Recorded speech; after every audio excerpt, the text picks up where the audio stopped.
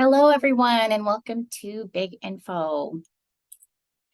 Thank you all for joining us today. My name is Suki Platson. I'm a program advisor for full-time studies programs at the British Columbia Institute of Technology. This session will provide you with valuable information regarding BCIT, the programs and courses we offer, and our admissions process. During this session, you may use the Q&A feature you'll see either at the bottom center or on the side of your screen. We have staff available behind the scenes to answer your questions, and we'll do our best to answer as many questions as we can. My colleagues are available behind the scenes to respond to your questions. Feel free to ask your questions in the Q&A during the presentation. However, there will also be time after this presentation if there are any additional questions. Please note the Zoom Q&A feature does not function like a chat. Each time you send a question, you will need to state if you're a domestic or an international student and the name of the program or course you are interested in. This will ensure that we give you the most accurate information. As well, keep in mind this Q&A feature is for straightforward questions. If you do have multiple questions or more complex questions, we encourage you to send us an email. I would like to begin by acknowledging that our campuses are located on the unceded traditional territories of the Coast Salish nations of Musqueam, Squamish, and Tsleil-Waututh. BCIT is a unique post-secondary institute. Our programs and courses are developed through close consultation with industry and are delivered by instructors who have direct hands-on experience in their fields. In your studies, you will gain the technical skills, real-world experience, and problem-solving abilities that are needed to hit the ground running in your future career. We offer more than just higher education. We're your first step towards a rewarding career, the step up to a promotion, or a change to a new profession. With over 50,000 students enrolled each year, BCIT is one of BC's largest post-secondary institutes. You can choose from more than 300 programs and take advantage of full-time or flexible learning study options. BCIT is a sound investment. BCIT delivers programs and courses to students through 6 distinct areas of study. I will now go over each of these in brief. There are 30 plus applied science programs to choose from in the applied and natural sciences area. Whether it's helping remote communities switch from diesel power to clean energy, gathering and analyzing intelligence on criminal activity, or restoring damaged ecosystems, you'll learn using the latest technology so you can lead change in dozens of industries. BCIT's Business and Media School is one of the largest in Western Canada. We have programs that lead to professional designations in accounting, human resources, financial planning, and project management, just to name a few. In this image, BCIT business and media grads and instructors work with motion capture at the Coalition, a Microsoft gaming studio.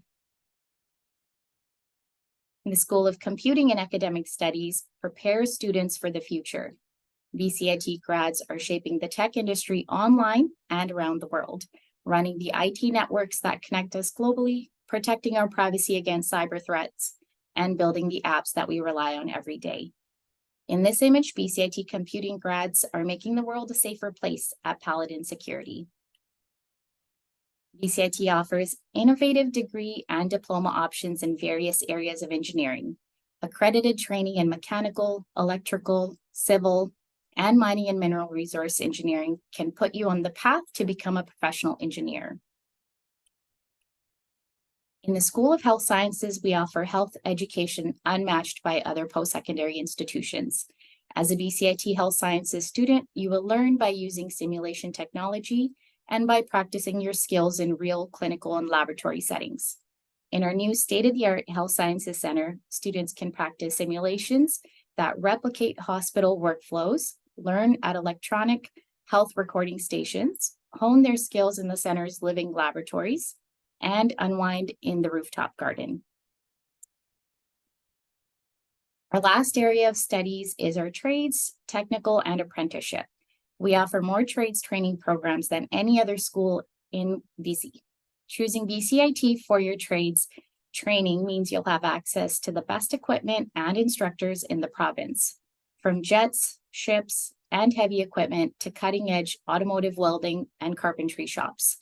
Learn more about our programs at bcit.ca, and feel free to attend the program-specific information sessions being offered this week, as well as throughout the year. BCIT offers many different types of credentials. They are designed to complement specific education, work experience, and career goals. Many programs provide you with a unique opportunity to advance your education, your skills, at an accelerated pace, getting you into your career more quickly. For example, you can start with a certificate and finish with a degree. This progressive laddering model allows you to build on your education to suit your needs, one step at a time. If you are unsure of the option that is right for you and want to know more about the laddering opportunities, please connect with Program Advising. Many foundation trade programs fall within the certificate credentials, often with completion in a year or less. Most technology programs as diplomas would proceed over a 2-year timeframe with options to ladder toward a degree program, which would often be resolved within a 3 or more commonly 4-year timeframe.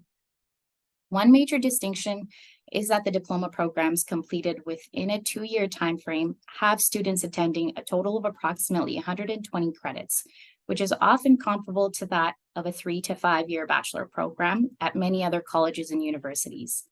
The course load is typically more rigorous as a result, but you achieve your goals earlier. In some instances, additional advanced credentials are available, such as master's or graduate certificate programs offered at BCIT or through pursuits external with other schools. At BCIT, our unique cohort model and small class sizes ensure you truly connect with your peers.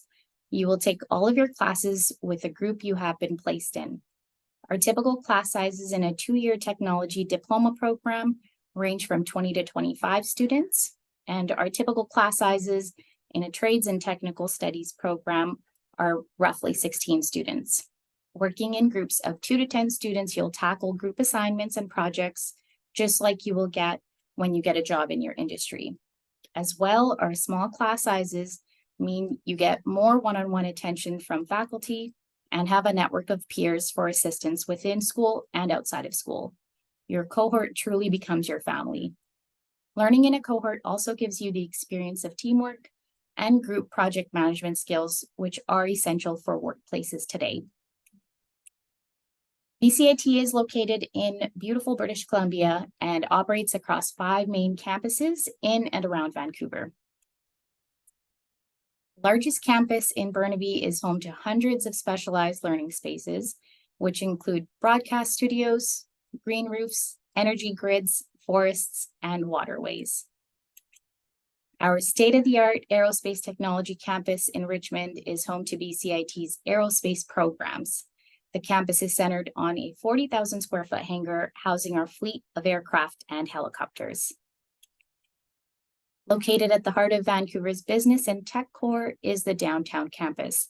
It is home to the state-of-the-art technology education and collaboration, or Tech Hub. Programs at this campus are integrated with on-site industry projects, applied research, and entrepreneurship. The BCIT Marine Campus is located in North Vancouver and is a center of training for the maritime industry in Western Canada.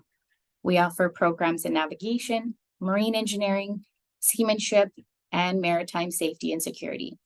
With bridge and engine room simulators and an indoor pool, students gain experience with realistic scenarios in a safe environment. BCIT's Annacis Island campus is located in Delta. This facility trains heavy-duty mechanics, transport trailer mechanics, diesel mechanics, commercial transportation mechanics, railway conductors, and forklift operators. BCIT's campuses are more than just buildings and classrooms. They're the vibrant heart of a community where education, growth, and connection come together. The student housing complex is located on the Burnaby campus, a short walk from classes. For a virtual walkthrough of student housing, please go to their webpage. Our housing office also provides students with free access to off-campus accommodations listings available in the community. Off-campus housing is available near all of our campuses, Some exciting news is that students attending BCIT in the coming years will have access to environmentally friendly on-campus housing. The construction of the tall timber student housing has started on campus and is expected to be ready by the end of 2024. We will have additional housing for more than 450 students. I will now provide an overview of the application and admissions process. The first step is to choose a BCIT program that interests you. The second step would be to spend time reviewing the entrance requirements. At BCIT, the entrance requirements are program specific. Also check the application processing dates. They can differ from one program to another. It will be necessary to convert official transcripts and any additional documents that may be required into PDF files. There is information under the admissions tab on how to apply to assist applicants in preparing their documents. Applicants can work on filling out the application at their own pace, start an application, and return to it at a later time. Admissions only receives the application once payment of the application fee is confirmed. Application fee for a domestic applicant is $90, and for international applicants, it is $154. Applications are being accepted online for many programs that are starting in September 2024. Once a program is chosen, please proceed to the program's webpage. Please take your time to review each section listed on the left-hand side navigation. If you are viewing from a mobile device, click on the plus symbol for a drop-down menu.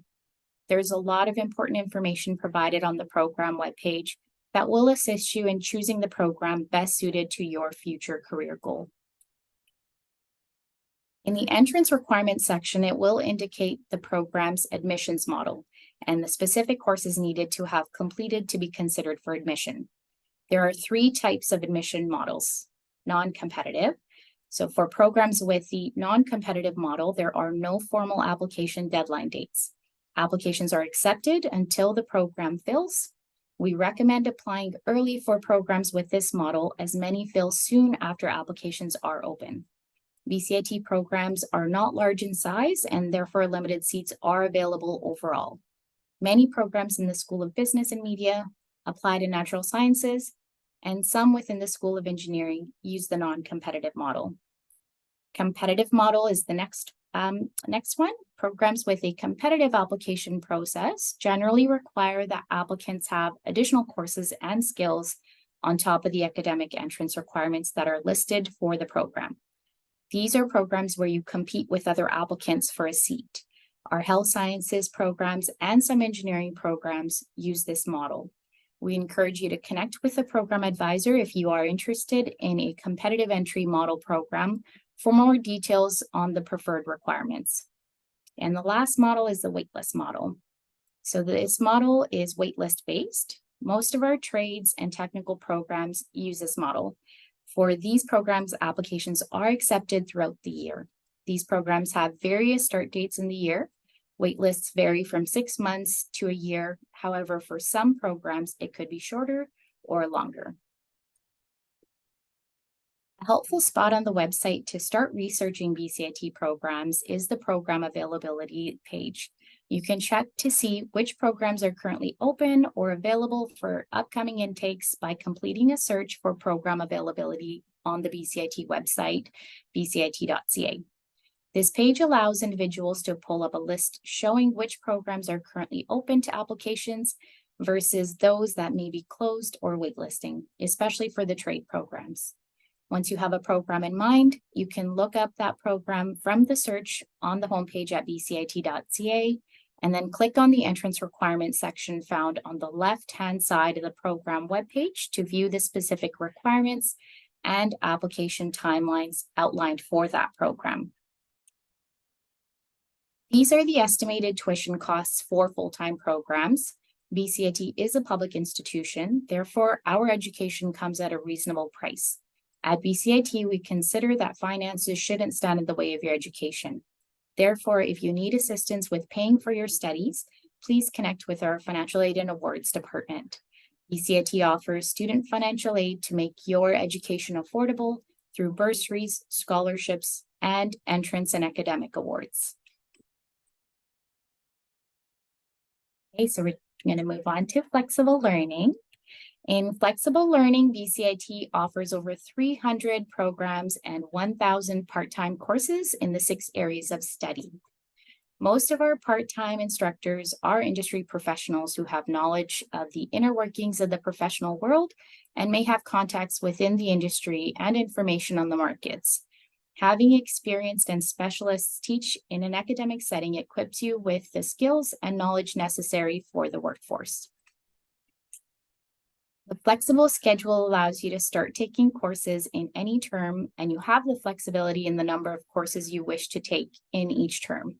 If you wish to complete a credential, for example, a certificate in business management, you are required to complete all the courses in the program matrix to be awarded a credential. No credential will be awarded for taking single courses. To maximize program flexibility, courses are offered during the day, evenings, and/or weekends. Scheduling of courses may differ every term. Most of the part-time class sizes vary from 20 to 30 students, depending on the course and their popularity. The majority of part-time programs and courses are open enrollment.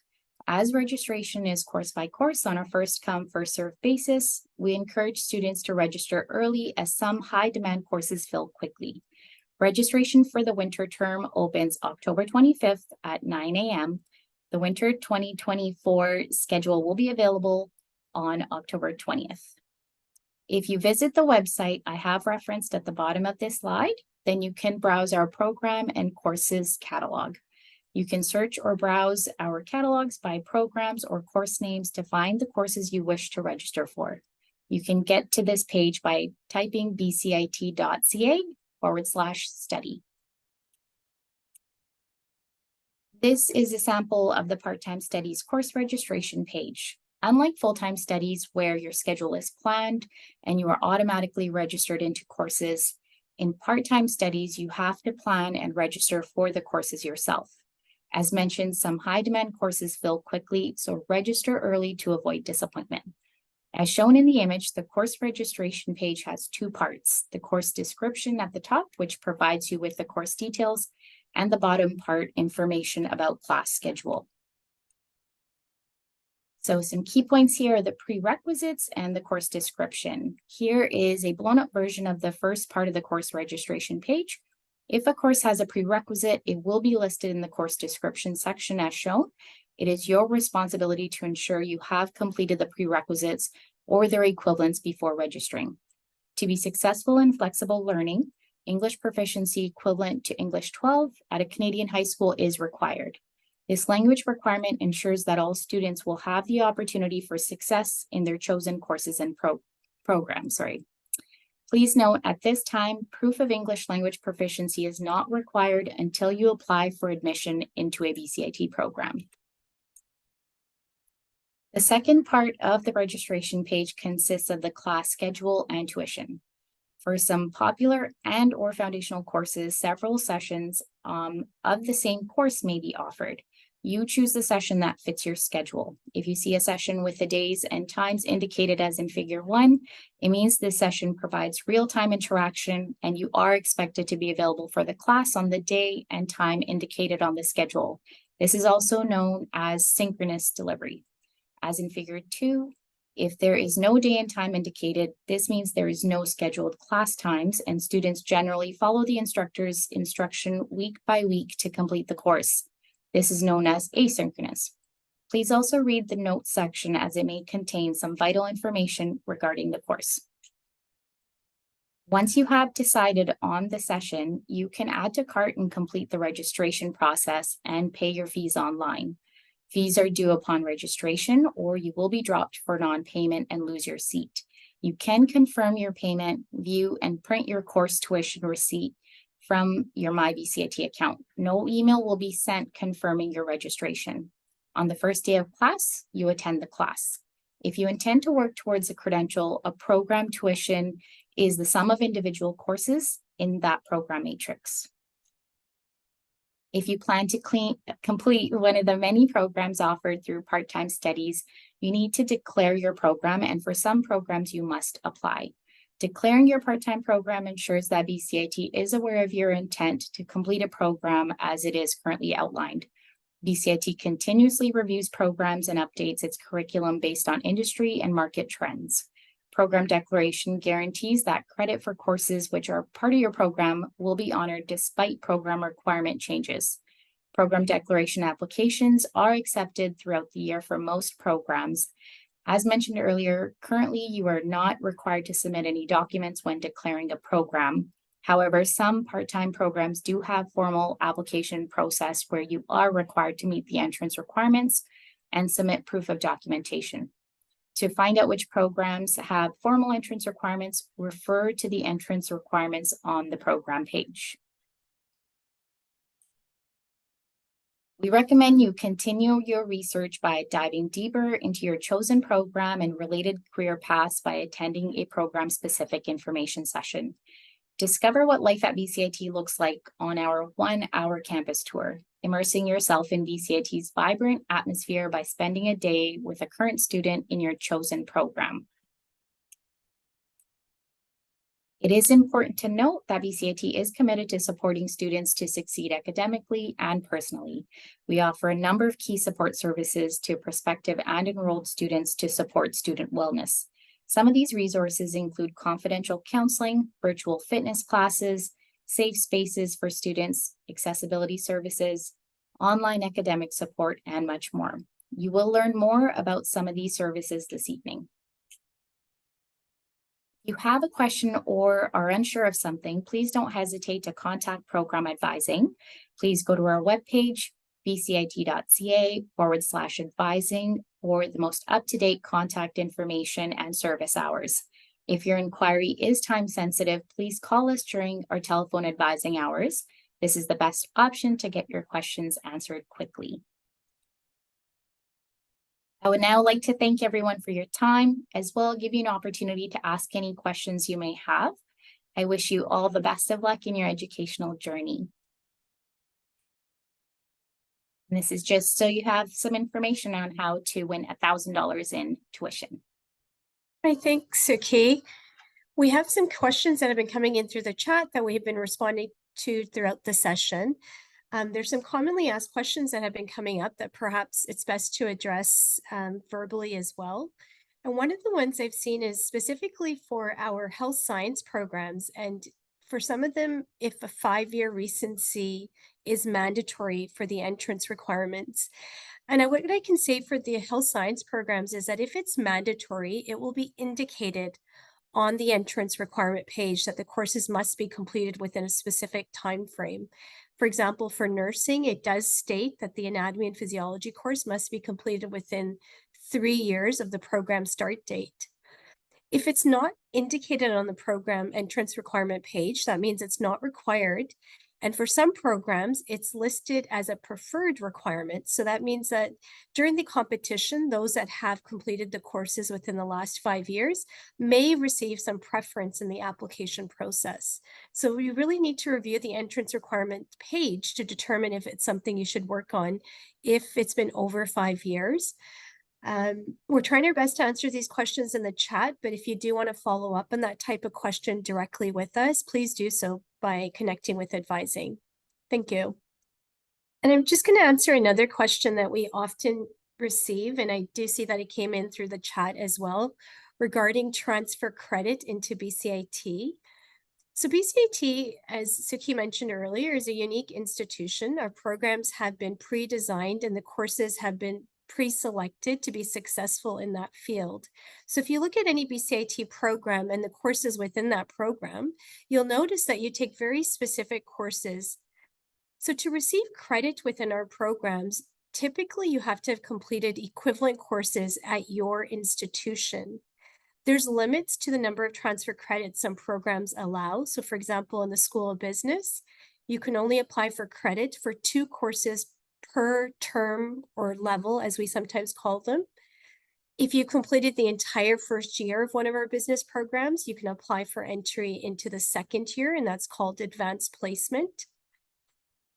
One of the questions that came up was that I've a student mentioned they've done, let's say, for example, 30 credits in an external institution, and we're wanting to know how much credit they would receive at BCIT. This is not a general question we can answer. It will depend on the program you're interested in pursuing at BCIT. Some programs may offer no credit because they're very focused and you wouldn't have done any of those equivalent courses because that program is very unique to BCIT. So it's not an easy question to answer generally. And if you have any questions about transfer credit, once again, connect with us directly once you've chosen a program and we can advise you further. I think there's some more, now the rest of the questions seem to be a little bit more specific. So I guess we can answer some of these out loud. I believe there's a question here for flexible learning. If one of the flex learning advisors could answer this. The question's from Albert. It says, if I were to pursue a house inspector license or job in Vancouver, will the house inspection program, the statement of completion, suffice? I will also be doing the exams at BCIT. So perhaps either Sandra or Shelley would not mind responding to this question. Sure. Hi. Sorry, I had to unmute myself. So yes, we do have a statement of completion in house inspection at BCIT, and there are individual courses that you would need to complete that would meet the requirements for that. You want me to put the link in the chat? Sure, yeah. I just can't see where which question it is.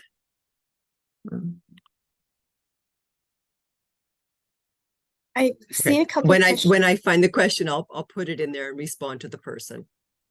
Thanks, Sandra. And there's a question about the age of students attending BCIT. BCIT has a diverse age group. We have students who come directly to BCIT after high school. We have some students who've done some post-secondary, others who've completed post-secondary credentials such as bachelor's degrees, certificates, diplomas, and we have students who have work experience after high school. So we have a very diverse range of students. So there's no particular age that is recommended or preferred. What is important is to really have an idea of the career that you want to go into, because BCIT programs are career specific. And so that is really why you would choose a specific program at BCIT, is to help you enter your particular field. And so if you're ready to make that choice directly from high school, then definitely BCIT programs are suitable for you to consider after high school as well. This leads into a question that also I've seen in the chat about the number of courses in a diploma equaling or being comparable to a degree.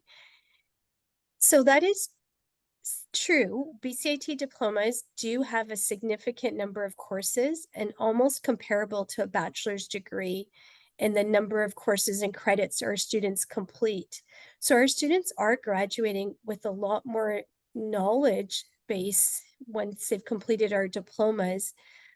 So when going back to what I was mentioning, that you could consider BCIT directly from high school, one of the things you have to keep in mind is that because you're doing so many courses, your studies are going to be quite intensive. It's an accelerated program if you're in full-time studies. In flexible learning, the programs you will be able to pick and choose your courses.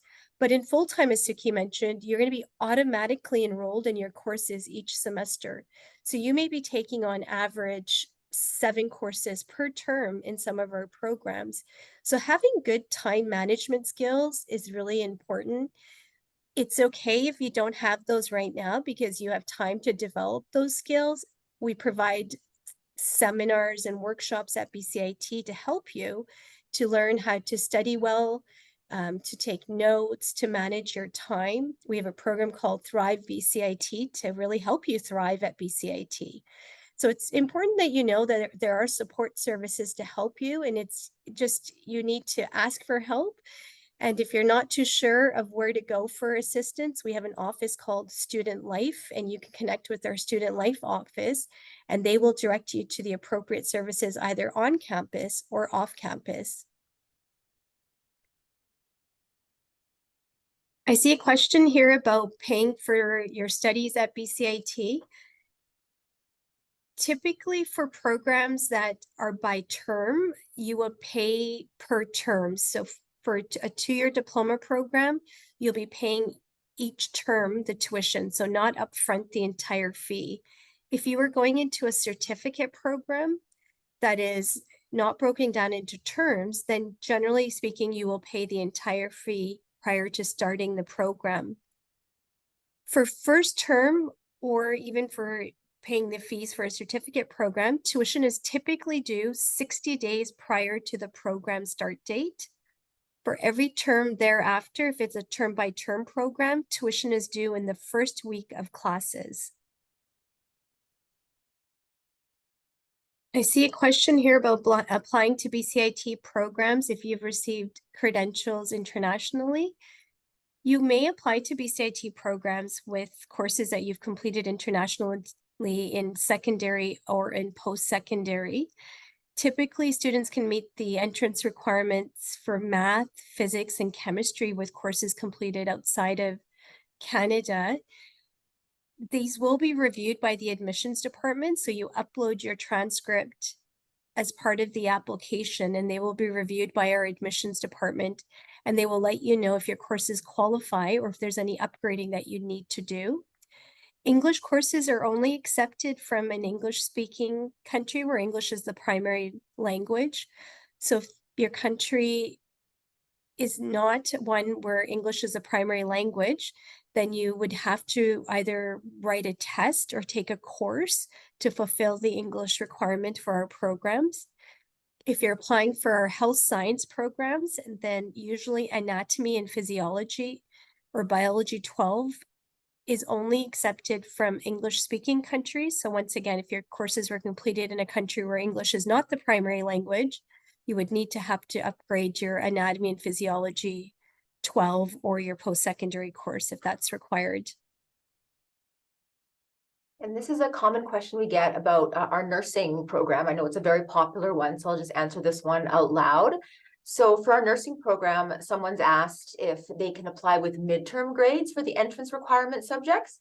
And basically for the post-secondary components, all those post-secondary requirements, which are the minimum of 18 credits listed on our site, you have to have final grades for those classes, those courses. So unfortunately, midterm grades are not accepted for the post-secondary requirements.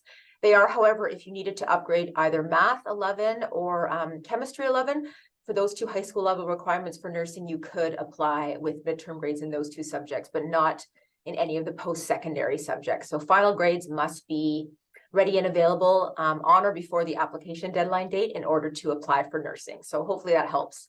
I know that's a very popular program that we get a lot of inquiries into. And I'm looking to see a lot of the questions here do seem to be kind of more specific. I do see a question about housing. So housing, we do offer, BCIT has student housing available at the Burnaby campus. We do recommend for any information regarding their wait lists or anything like that for housing that you do contact our housing department directly. So just bcit.ca/housing. And on the left of their page, there is a contact housing button that you can click on to either email or call them. So I do recommend that because that definitely can vary, but our housing department, if you are not planning to do schooling at the Burnaby campus, but one of our other satellite campuses, they can also assist with helping you for off-campus housing, looking into that for you as well. So definitely recommend, they're a great department to get in touch with. So you can follow up with them directly. bcit.ca/housing is their URL. Question I've seen that many may be interested in knowing the answer to is if it's possible to complete a degree after you've done a diploma at BCIT. And yes, it is possible. For many of our programs at BCIT, it is possible to complete a degree at our institution. With some programs that may not be possible at BCIT, it may be that there are some transferability laddering options at external schools. So this question, though, I can say across the board, there are, generally speaking, degree completion opportunities for the majority of our diploma programs. There may be some where transferability or transferring to another school would be required. Now, we do have details in advising where we could, if you mentioned the name of the program to us and you wanted to know if there was a degree completion opportunity, we could let you know what were the options available to you either at BCIT or at another institution, if it was possible to transfer to another institution. And I've seen this question a few times. It's just basically asking if the session will be available, the one we're recording now, for anyone who cannot make it or whatever. Yes, absolutely it will. So I believe our Marcom department will work diligently behind the scenes and get this session up on the BCIT website and on YouTube pretty shortly, I think within about a week's time. So you should be able to access it from our BCIT website in about a week or so. So hopefully that answers that question.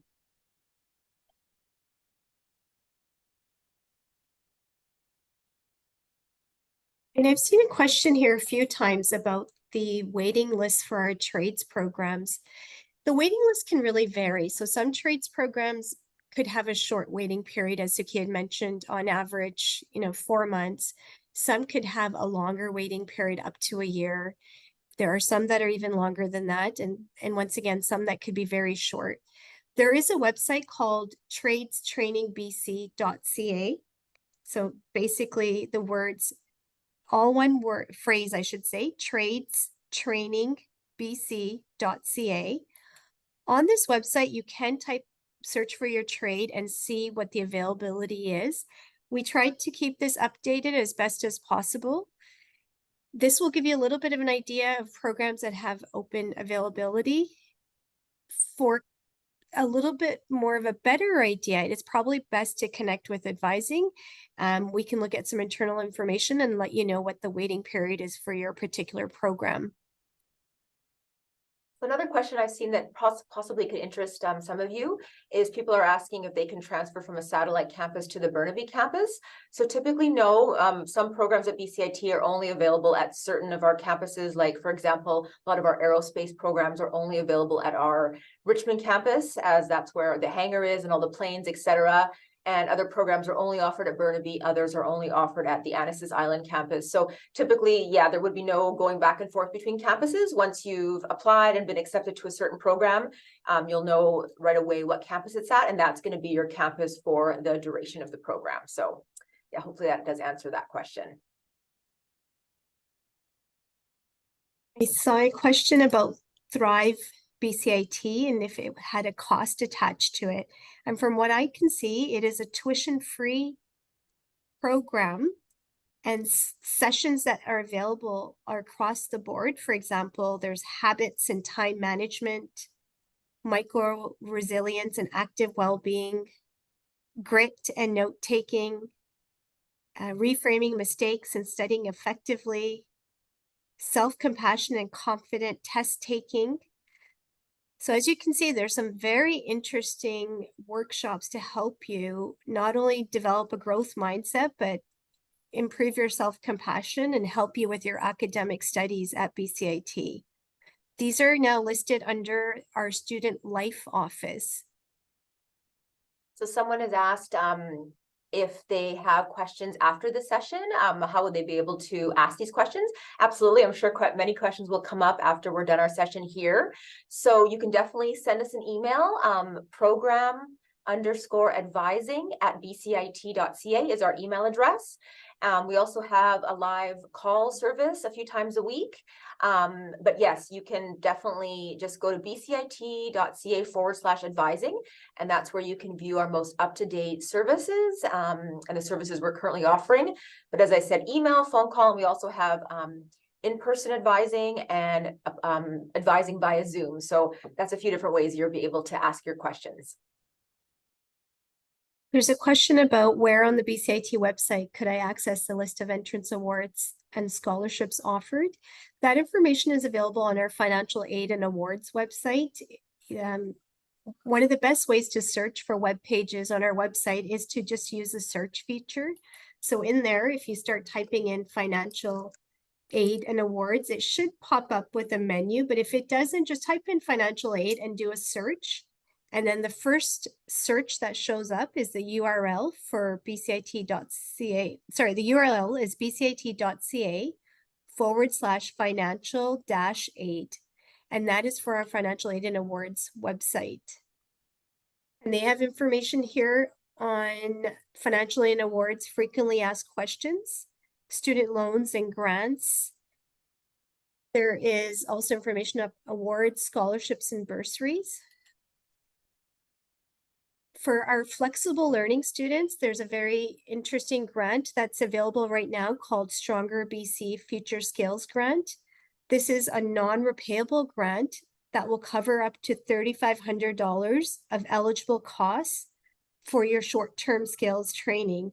So you could get funding for your course as well as for your textbooks. There's a website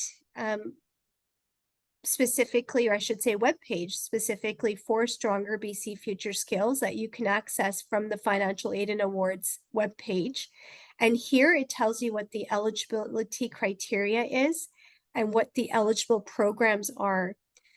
You maybe would like to have a look here if you are considering flexible learning for our winter term, because the schedule for winter is going to be available this coming Friday, so October 20th, you'll be able to see the schedule of available courses.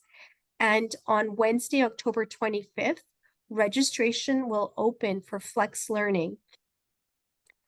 So if the course that you're interested in is part of one of the eligible programs for the Stronger BC Future Skills Grant, once you've registered for the course, you can follow the steps and submit a form to have your tuition paid for that particular course.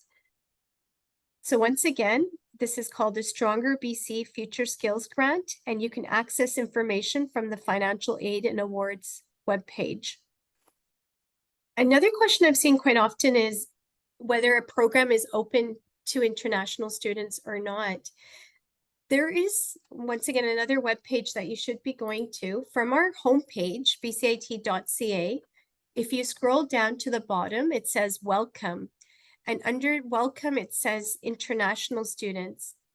If you click on international students, and then from that page, it directs you to international applicants, you can get a list of full-time studies programs, which are called regular credential programs here, and flexible learning programs that are open for international students to apply to. Also on the international webpage, which actually is pretty easy, it's bcit.ca/international. There's a lot of additional information to support international students prior to entering BCIT, as well as information on how we can support you once you're a student at BCIT. There's a question, sorry, Melinda, I'm not sure if you actually spoke to this one yourself about the micro-credentials and government funding. However, I would like one of our colleagues in part-time, if possible, to respond to this, or Flex Learning to respond. If Shelley or Sandra is available, it says here, I'm interested in some of the micro-credentials. I'm confused if they are funded through the government, but then they still show fees. So are these programs fully funded or subsidized? Okay, I can answer that. I would say if there is if it's eligible for the Stronger BC grant, when you go into the micro credential, they would say that in the course description. I have not seen it myself that there was too many of that the Stronger BC grant covers this, but it will say in the course description. And we do have the list of all the eligible programs on our website. It's if you put in the search bar Stronger BC grant, it will actually come up and you'll be able to scroll down and see browse the program list, and it has all the eligible programs. So there's just the essentials, net zero, and passive house construction. That's one of the micro credentials that's available, and the fiber optics. So the best place really to go is the easiest place would be just to go to the magnifying glass, the search bar on the website, and just type in Stronger BC grant, and then a list will come with all of the programs that are available. So I can put that would I put that in the chat for everybody to have a look? Okay. Is there another question for flexible learning besides the Stronger BC grant? I'm not sure. I wasn't too sure about, so someone's asking the Thrive BC courses. Are they expensive? And if I'm still in grade 8, can I take these courses to help me? So I'm not sure. Maninder, I know you were speaking about that earlier. Okay. Not familiar with that one yet. Yeah, I don't know. I can look through.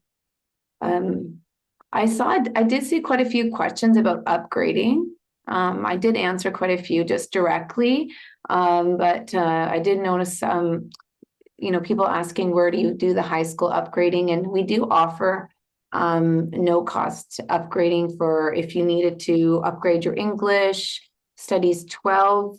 We do have a Pell program for academic upgrading your English 12, and we have math as well, math 11, math 12. We also have some sciences. So again, it's under upgrading. If you wanted to take it here, and our courses will open this coming the 25th, October 25th, Wednesday. So you can see on this Friday if there's going to be any high school upgrading classes that you might want to take. You'll be able to do the web preview on Friday. So otherwise you could go to on our website, just type in upgrading and on the search bar, and you'll find all the ways you can do upgrading. As well as the school board adult learning centers. We have the link on our website as well for anyone that needs to do high school upgrading. All right, just thought I would share that. All right, I'll go back to answering some questions here. We have lots of good questions. Thanks, Shelley. And just to address the Thrive BCIT question from the grade 8 student, Thrive BCIT is for our students. So it's unfortunately not something you can take at this time.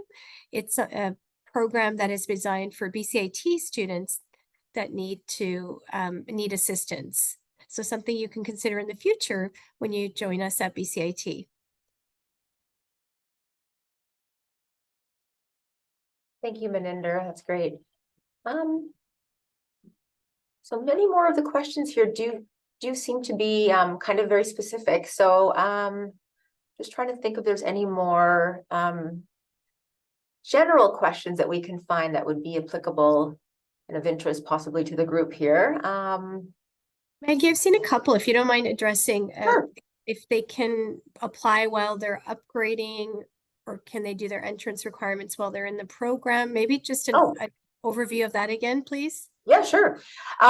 So for, I would say the majority of programs, well, Suki touched on the competitive versus first qualified, first accepted type model programs. So typically for example, for a lot of our health sciences programs, you do have to meet fully the requirements before you can apply. So a lot of the programs won't even accept like midterm grades, for example. You'll have to have final grades in all of the entrance requirement subjects. Some other programs, including some competitive and some first qualified, first accepted, will you could actually apply with like a midterm grade, for example. So while your upgrading courses are in progress, you can still apply as long as your midterm grade is at the minimum or higher than what the subject is noted. So for example, if the program requires physics 12 with 67%, and at the midterm point you have a 67% of physics 12 at your midterm, you could apply with that to the program. But yeah, you would not be able to typically start a program and still have entrance requirements outstanding. That's not something you would have. You'd have to have these requirements completed prior to beginning the program. So hopefully that clears it up a little bit, but feel free to, if you have any more questions or that wasn't clear, just let me know in the chat here. Someone asked about the business administration program. I'm not sure if you're referring to the full-time or part-time or flex learning, I should say, or full-time program. Typically, most of our business programs, well, a big majority of our programs are offered at the Burnaby campus, but also there are many that are offered at the downtown campus. So when you go to the program's landing page, you can click either on entrance requirements or program details, and it does typically tell you which campus the program will be offered at. But again, we do have a lot of our full-time business programs taking place here at the Burnaby campus.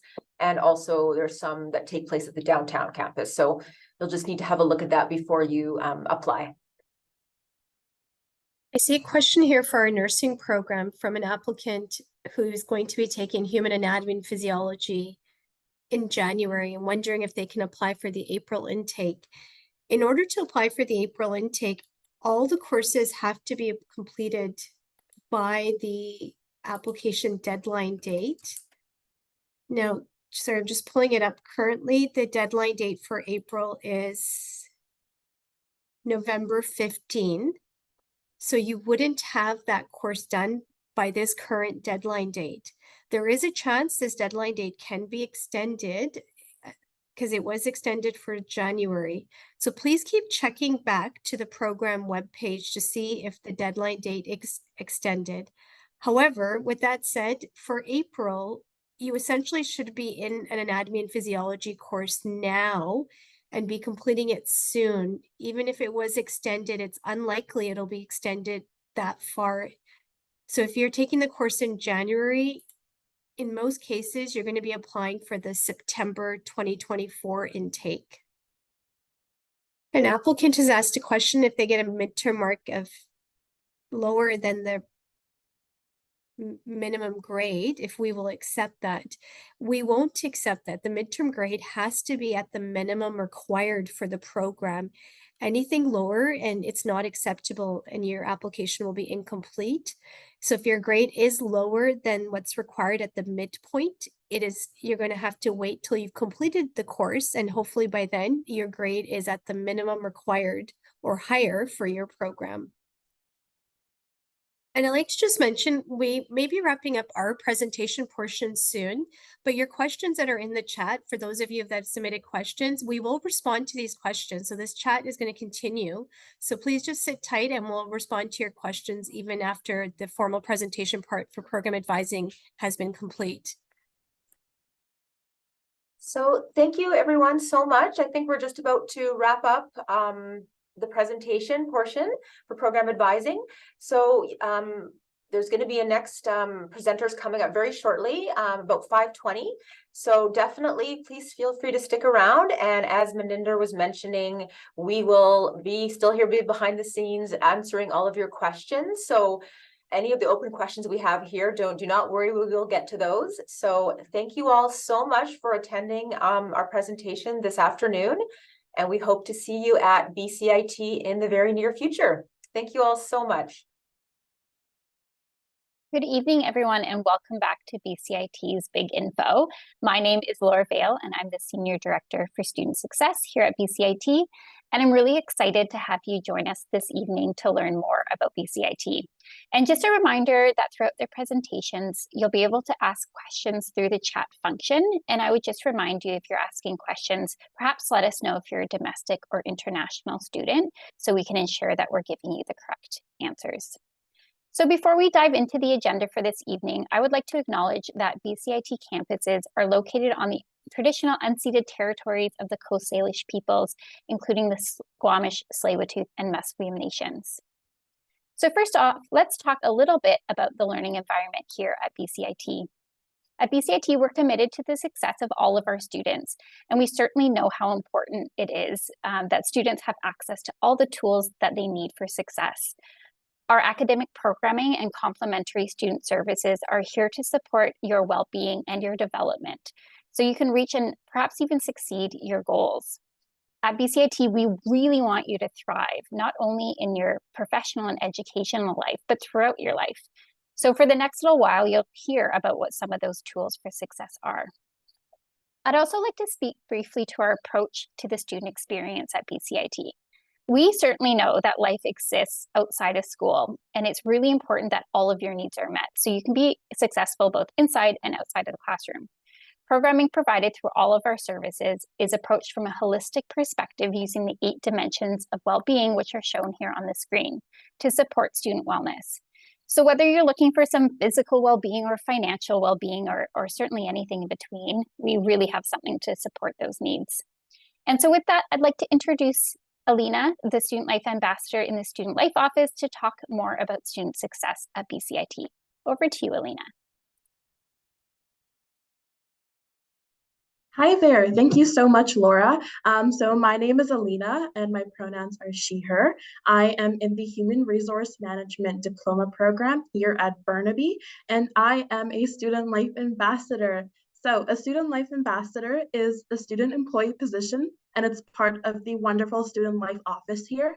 I am part of a team of 5 Student Life Ambassadors, and our main goals are to connect my fellow students with BCIT student services, supports, and resources in addition to each other. So this is done through organizing and creating events and campaigns.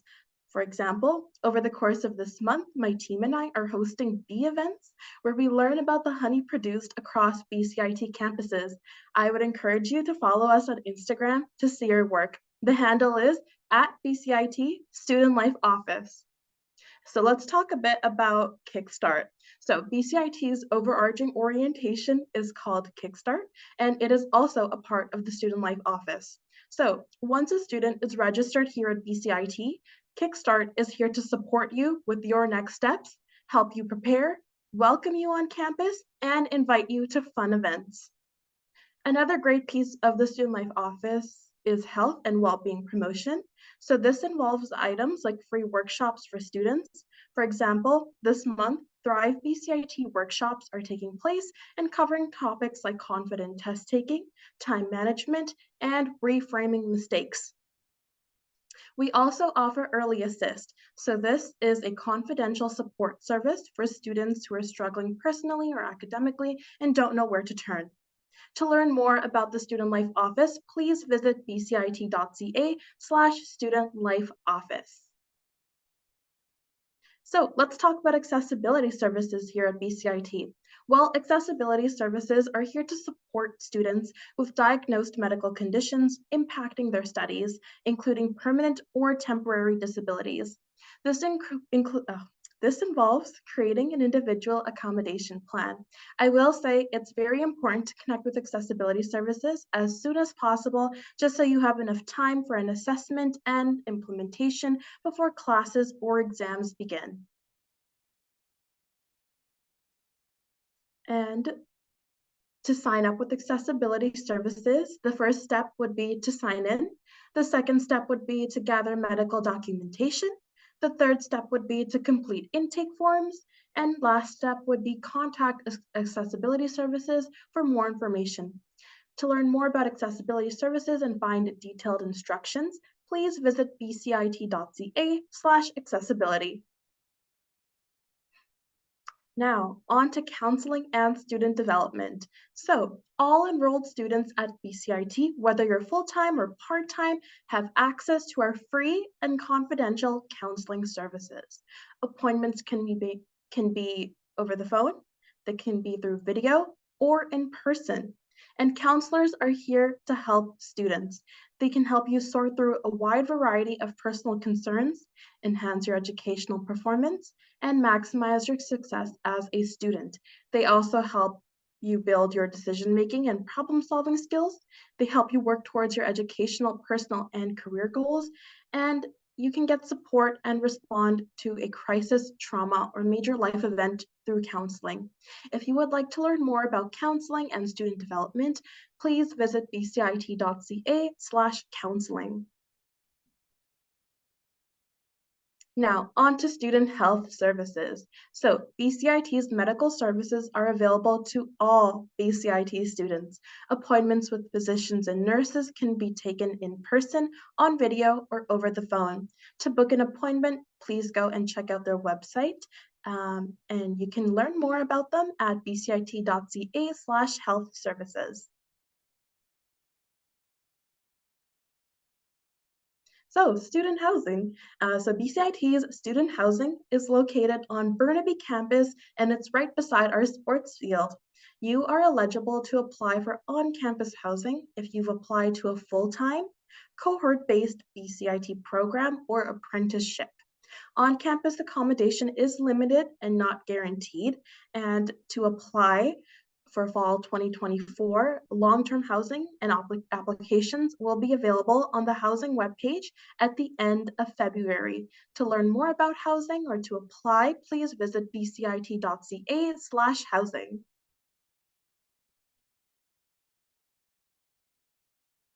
And now we have Joe Boyd from Applied Research.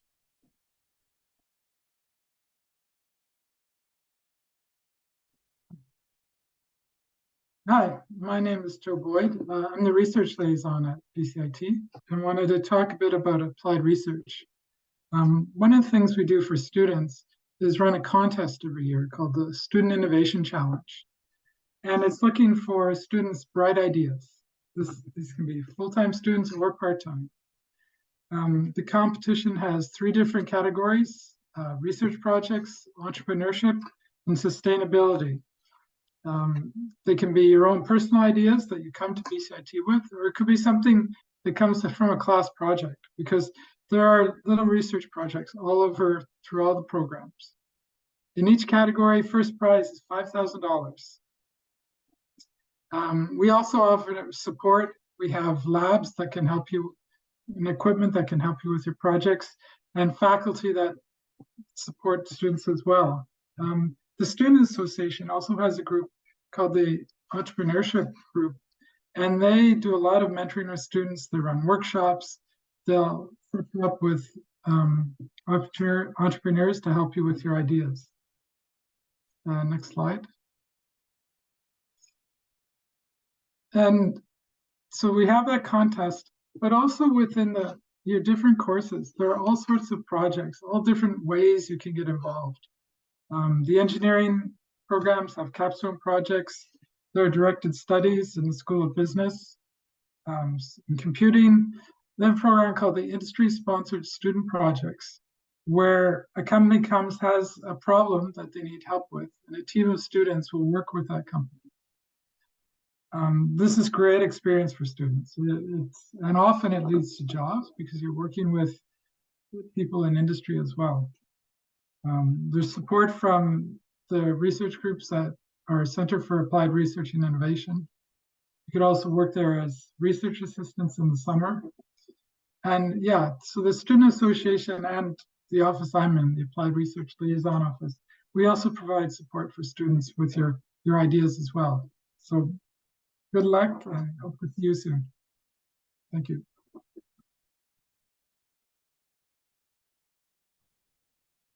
All right, up next, we have Douglas Buchanan from the library talking to us about Learning Commons. And thank you, Joe, for explaining applied research to us.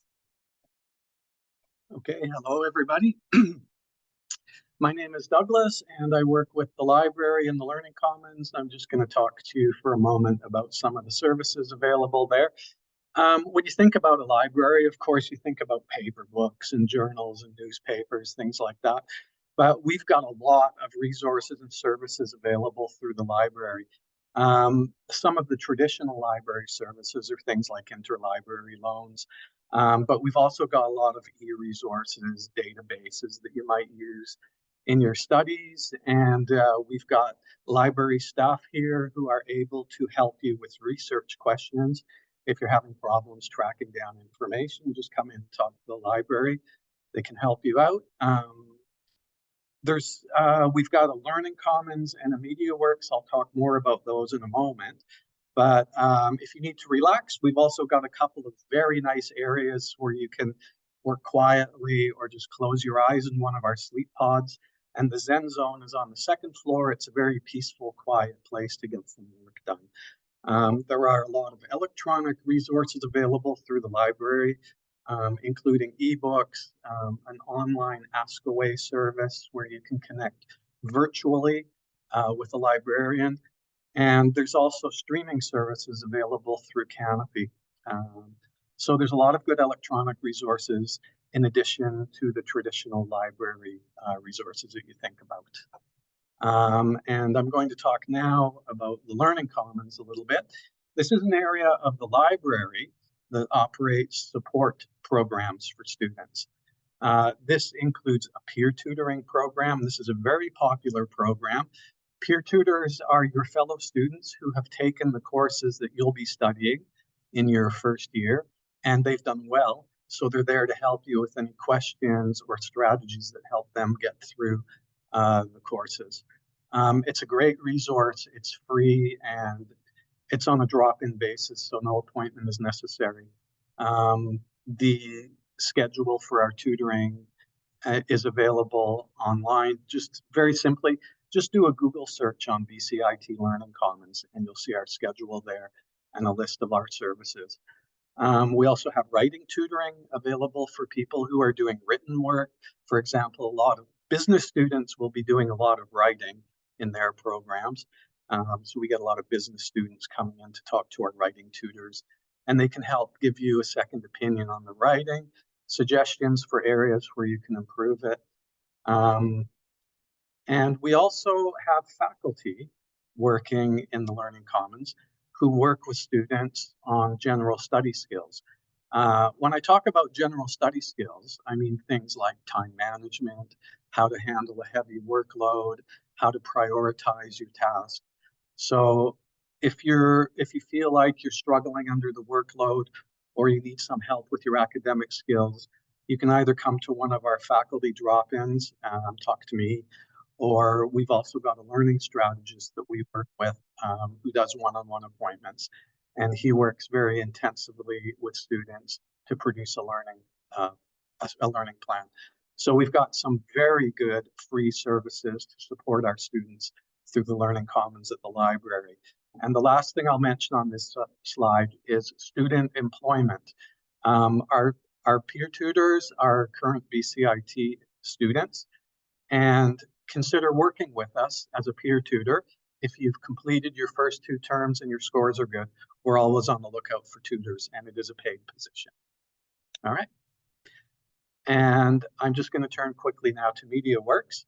Also in the library, this is a technology makerspace that includes some of these features that you see on the screen. There are 3D printers, laser cutters, virtual reality, augmented reality.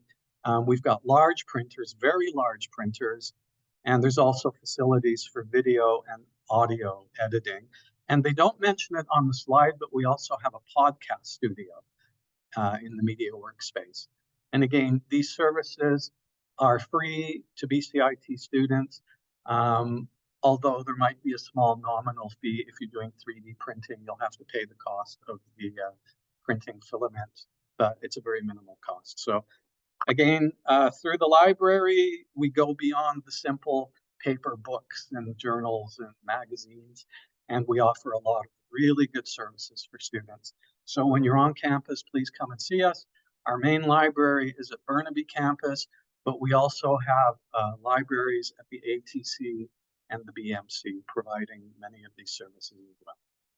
So if anybody has any questions, I will check in the chat in the Q&A, but thank you. And if you'd like more information, just do a Google search on BCIT Library or BCIT Learning Commons, and you can get all the information there. Thanks for your time.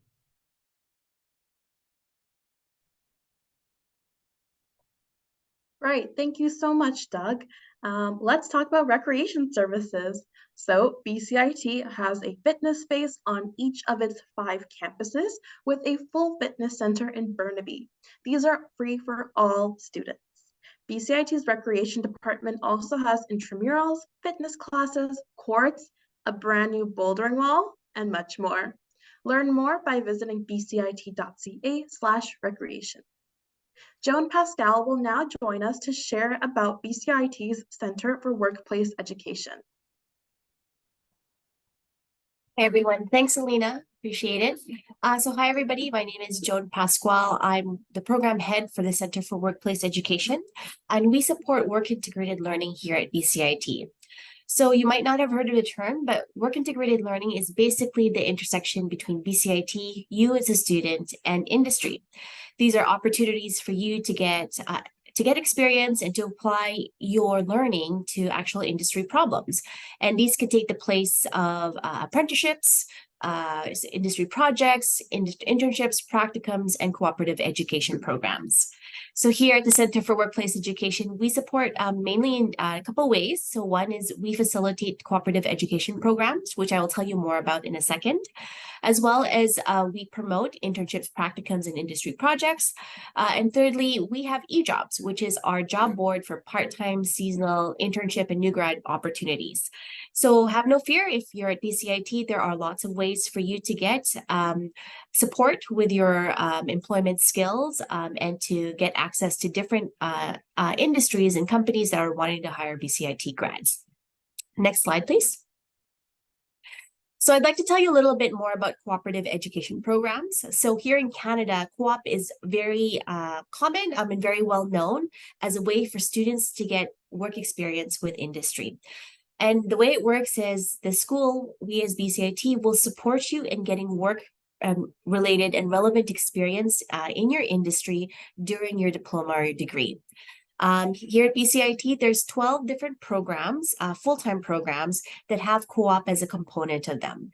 And some of them are mandatory, so you will need to get work experience before you graduate, such as the automotive service technician and operations or the HVAC and refrigeration. Others, you will compete to be part of the co-op program, such as the computer information technology or computer systems technology. So co-op will kind of lead you by the hand and support you through teaching you how to do a resume, cover letter, connecting you with employers, helping you secure employers a placement to actually do your work, and monitoring you during the work term. The really nice thing about co-op programs is you're paid and they're typically longer term. So you're typically working with a company anywhere between 6 to 8 months long and getting paid during that time before you come back to classes and finish them off. It's a great way to get experience, to build your networks, as well as earn some money during that. Next slide, please. So not all of our programs have cooperative education, but a really nice thing about BCIT is that all of our programs are so tied to industry. You will, for most programs, have some sort of industry connection in other ways, such as internships, consulting projects, or practicums.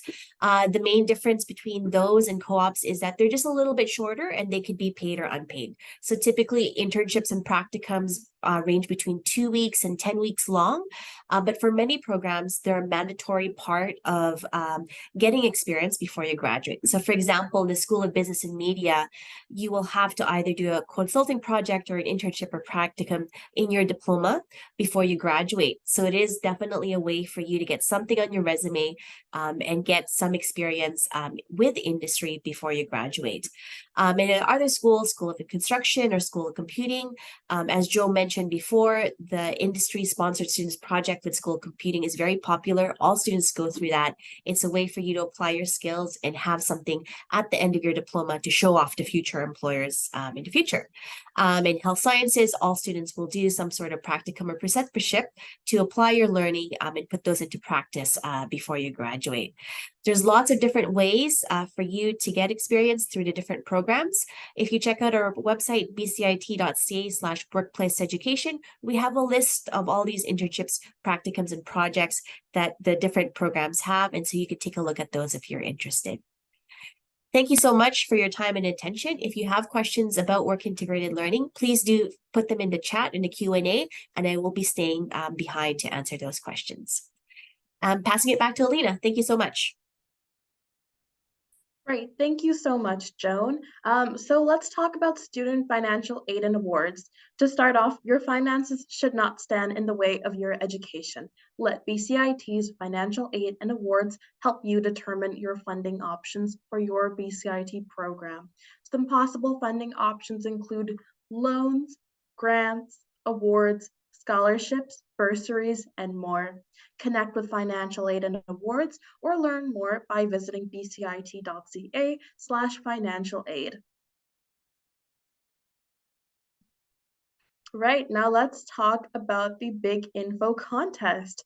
So by registering and attending Big Info, you have a chance to win one of 3 $1,000 tuition prizes from BCIT. Be sure to complete your entry by submitting the Big Info survey. Check your inbox on October 19.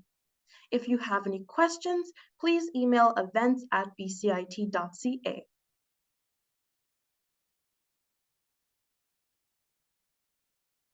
Right. Thank you so much for joining us, everyone, at the Student Success for Big Info. I always enjoy sharing information about the amazing services and resources available to BCIT students.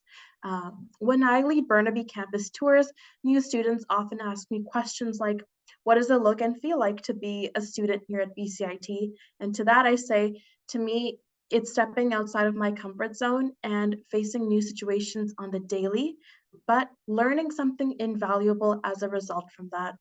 People also ask me, how do I best manage my time with such a heavy course load?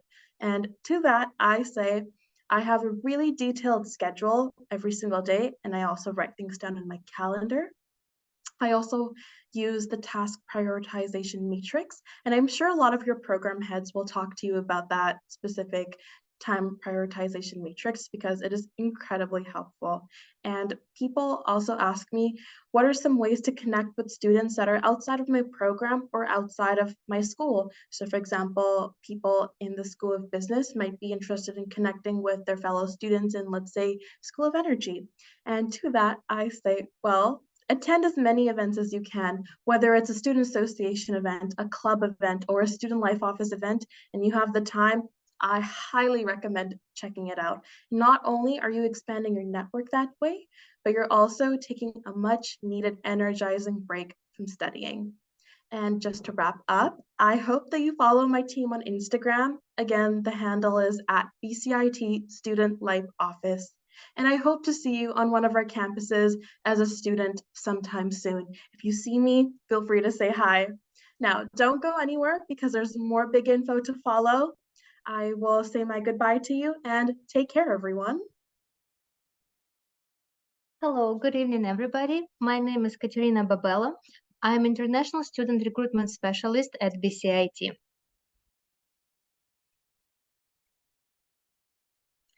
So at BCIT, we have more than 300 programs for international students.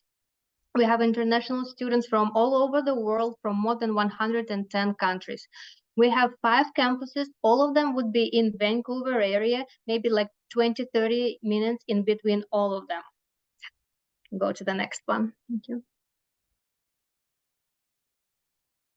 So 5 campuses. The main campus and the biggest one would be in Burnaby. We would have most of the programs here.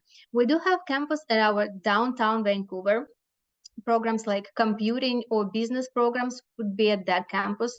Also for students who don't have the right level of English yet and need to practice some English classes, we would have English classes at downtown campus. Aerospace Technology Campus, located just a few minutes away from Vancouver International Airport. This is a beautiful campus with huge hangar with real helicopters and planes.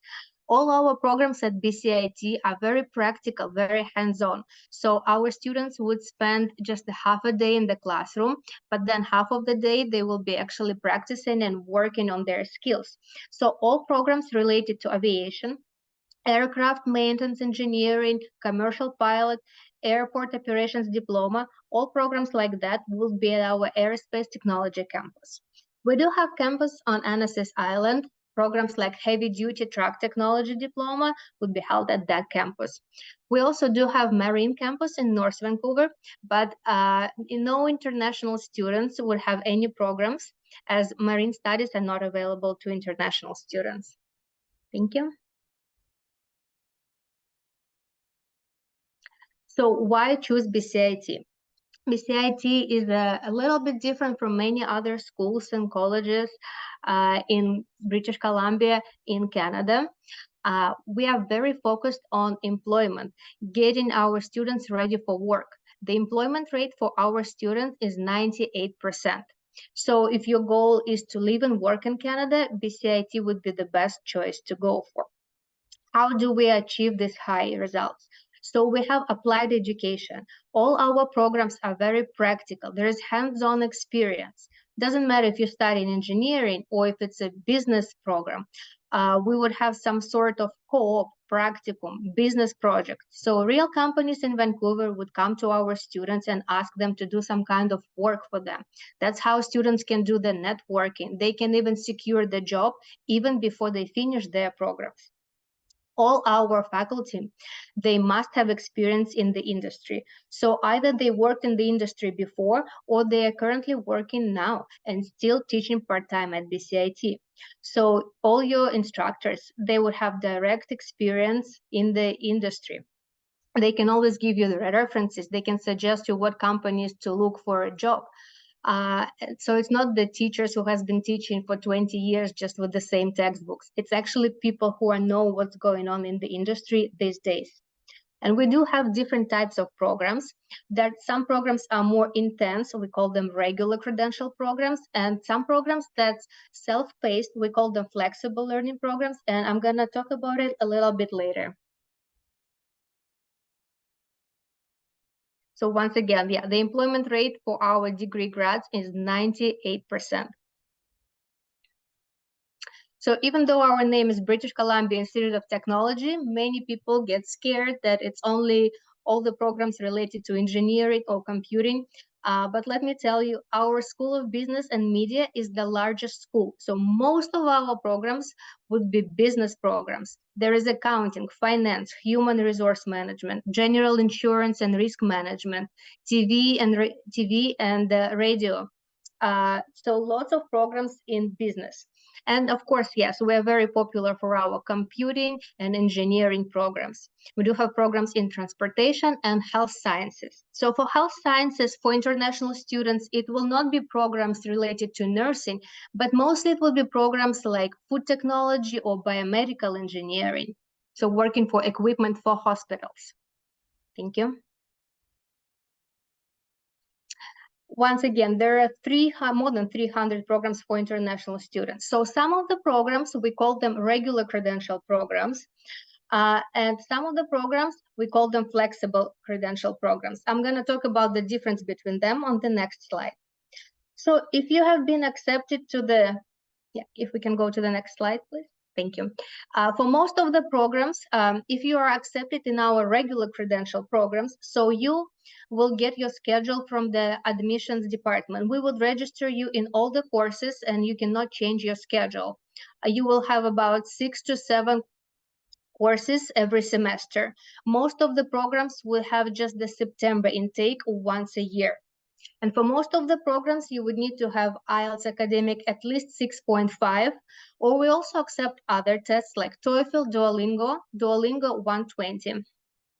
So with these programs, you are expected to be in school every day, Monday to Friday. So if you want to work part-time, you can work either after your courses or during the weekend. It might not work for every student because everybody has a different story, different background. So for some students who want to have more flexibility, we do offer flexible learning programs. With these programs, you are required to register 9 credits per term every term. So you can choose the date and time of your classes. You will have classes in the evenings, for example, 6 to 9 p.m. And until that time, you are free. So you will have more availability if you want to look for a part-time job. Generally speaking, the entrance requirements for flexible learning programs would be a little bit lower. Many of the programs, students can be accepted even with IELTS 6.0 or Duolingo 105. The good thing that there will be multiple intakes for these programs. So for flexible learning programs, the students can start at September, January, or April intakes. So there are 3 intakes during their year. Tuition would be course by course based for this program. So if at one term student decided to study 3 courses, they will only pay for 3 courses. If next semester they're doing 4 courses, so they will pay a little bit more and take 4 courses. Thank you. This is the example of our regular credential program, just to give you the idea. So every semester, there are 7 courses to be completed in the program, and the student cannot go to the next level until they finish them all. And as an example of the next slide, the flexible learning program. So here's just the list of all courses students need to complete. You can register any of them just as long as you will have 9 credits per term every term. So you can register accounting one, finance one, and maybe taxation one. And for every course, there will be multiple time slots available. There is an example. If we go to the next slide, you will see the same course will have few time slots available. So for example, Wednesday morning, 9 to 12 at our downtown campus. If you don't want to study at downtown campus, maybe it's too far away from where you live, or you want to have Wednesday morning available, so you can register the same course, but on Mondays from 6:15 to 10 p.m. basically, and our Burnaby campus. So this is just example that there would be multiple offerings available. Thank you. Can we go to the next slide? Just to summarize about our flexible learning programs. So there is large selection of the programs. Programs in business, programs in computing. There is big selection to choose from. Ongoing intakes, so students can start September, January, or even April intake. Self-paced course load. So you will have less courses per semester than in our regular credential programs. These programs are also eligible for off-campus work permit. If you are coming with a partner, your spousal work permit, your spouse might be eligible for the work permit. And this, after completion of this program, you may be eligible for the PGWP as long as you meet all the requirements from the RSCC. Thank you so much. That's it from my side, and I'm gonna pass this. Oh yes, sorry. Just want to encourage you to follow us on our social media, on our Instagram account, BCIT International. You can, if you follow us, you will see many pictures and videos from our current students. They share their experiences. So you might get to know how our facilities, how our labs look, and how students manage the life in BCIT. Thank you. Yeah, and I'm gonna pass it to Tracy for International Student Services. Thank you, Katerina. Those are very good information for application admissions. And thanks everyone for attending our info session today. I'm going to be highlighting some of the services, resources, and facility available at BCIT and supported and provided by the International Student Center team. So our support system consists of 4 components: government and institute compliance, transition and orientation, student engagement, and advocacy support. Compliance, next slide, please. So it is important to understand immigration compliance requirements, various types of permit visas, and what responsibilities that international students have. As a starting point, make sure to check our international webpage that provides a wealth of information and resources.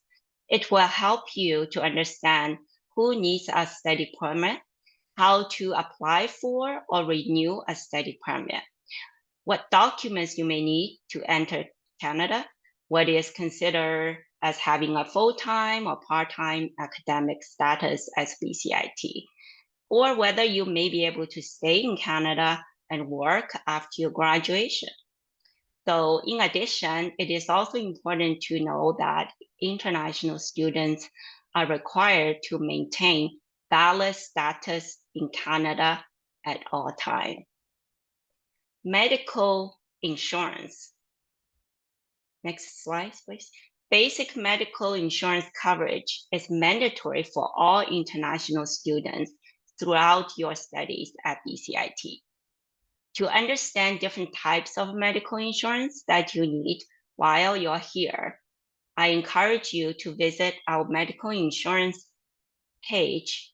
It will help you to navigate through prior to make your travel plan to ensure that you have the adequate coverage when you are in Canada. This is a very important requirement that I encourage everybody to check those information, like I said, prior you actually make your plan travel to Canada. Letters. So next slide, I'm going to talk about letters. During your studies, you may need letters from BCIT for several reasons. This could be extending your study permit if you have switching the DLI from one school to BCIT, or you may need to extending your temporary resident visa. You may also want to invite your family or your spouse to visit Canada, or applying for a post-graduation work permit, for example. So the details about the purpose and eligibility criteria for each type of the 3 letters on the slides, you can find all the information at the International Letters of Verification page. Next slide, please. Transition to a new country can be challenging, right? So to help succeed in your studies, we have various online student guides and checklists for you to explore at your convenience. For example, we provide comprehensive information on pre-arrival checklist, getting set up, travel to Canada, navigating Metro Vancouver, or housing guide.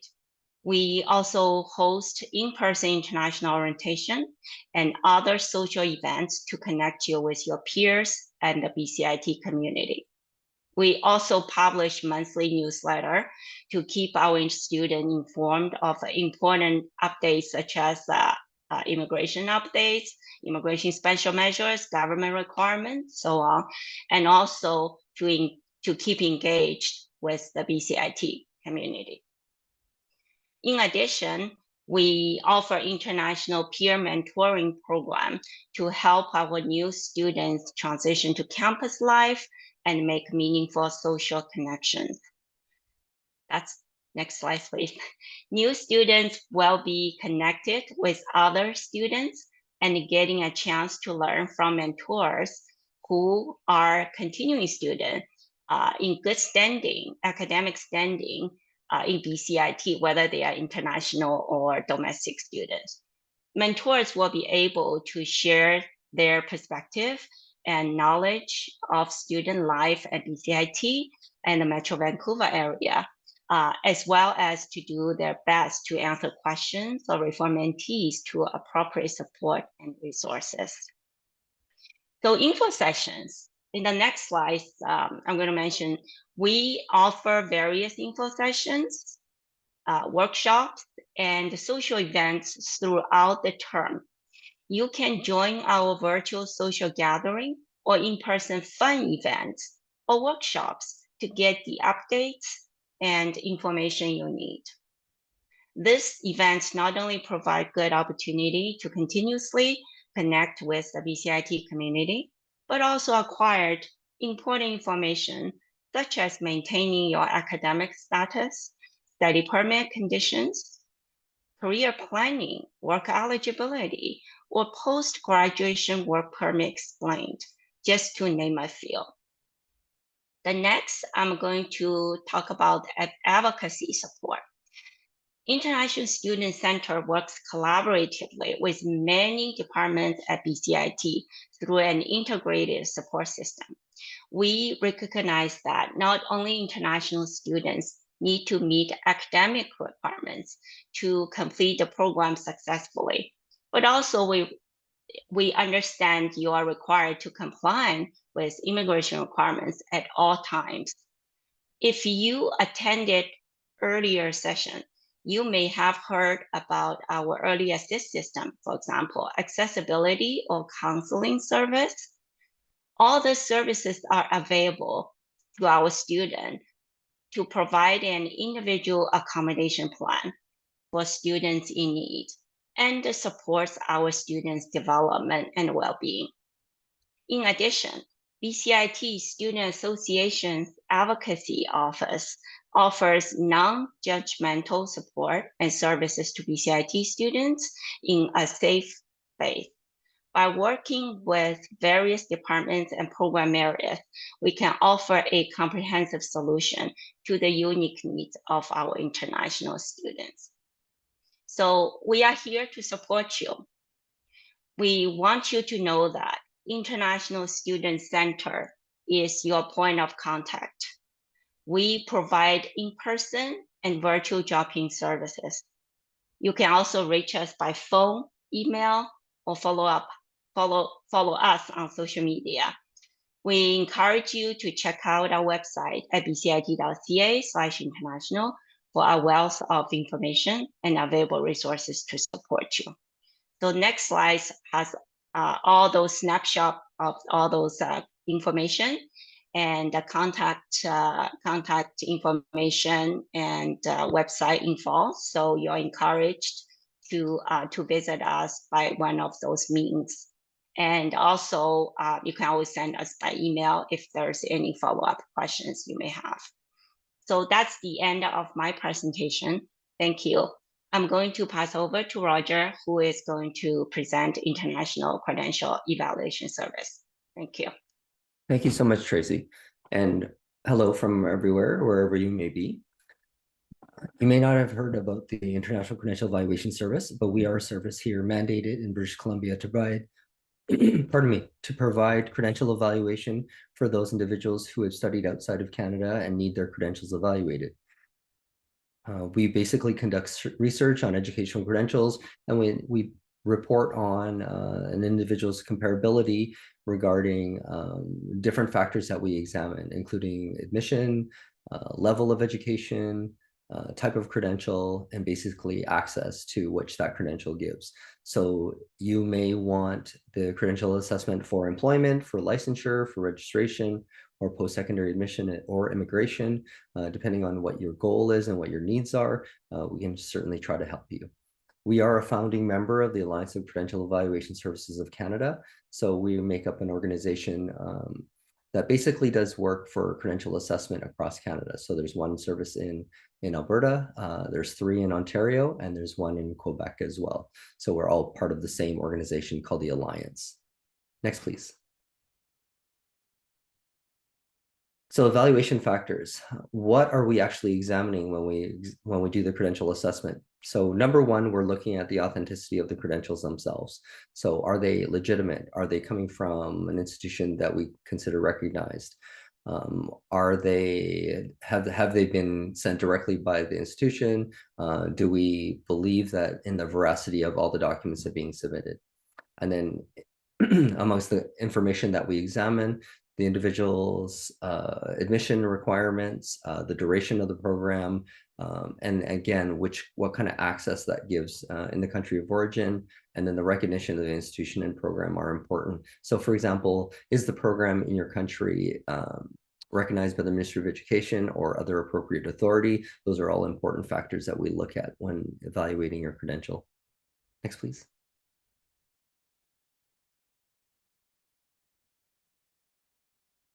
Thank you. With respect to the type of reports we provide, there's basically 2 individual streams. We have a general assessment and we have an immigration assessment. So the general report that we do for BCIT is either a basic or a comprehensive, depending on the faculty that an individual is applying to.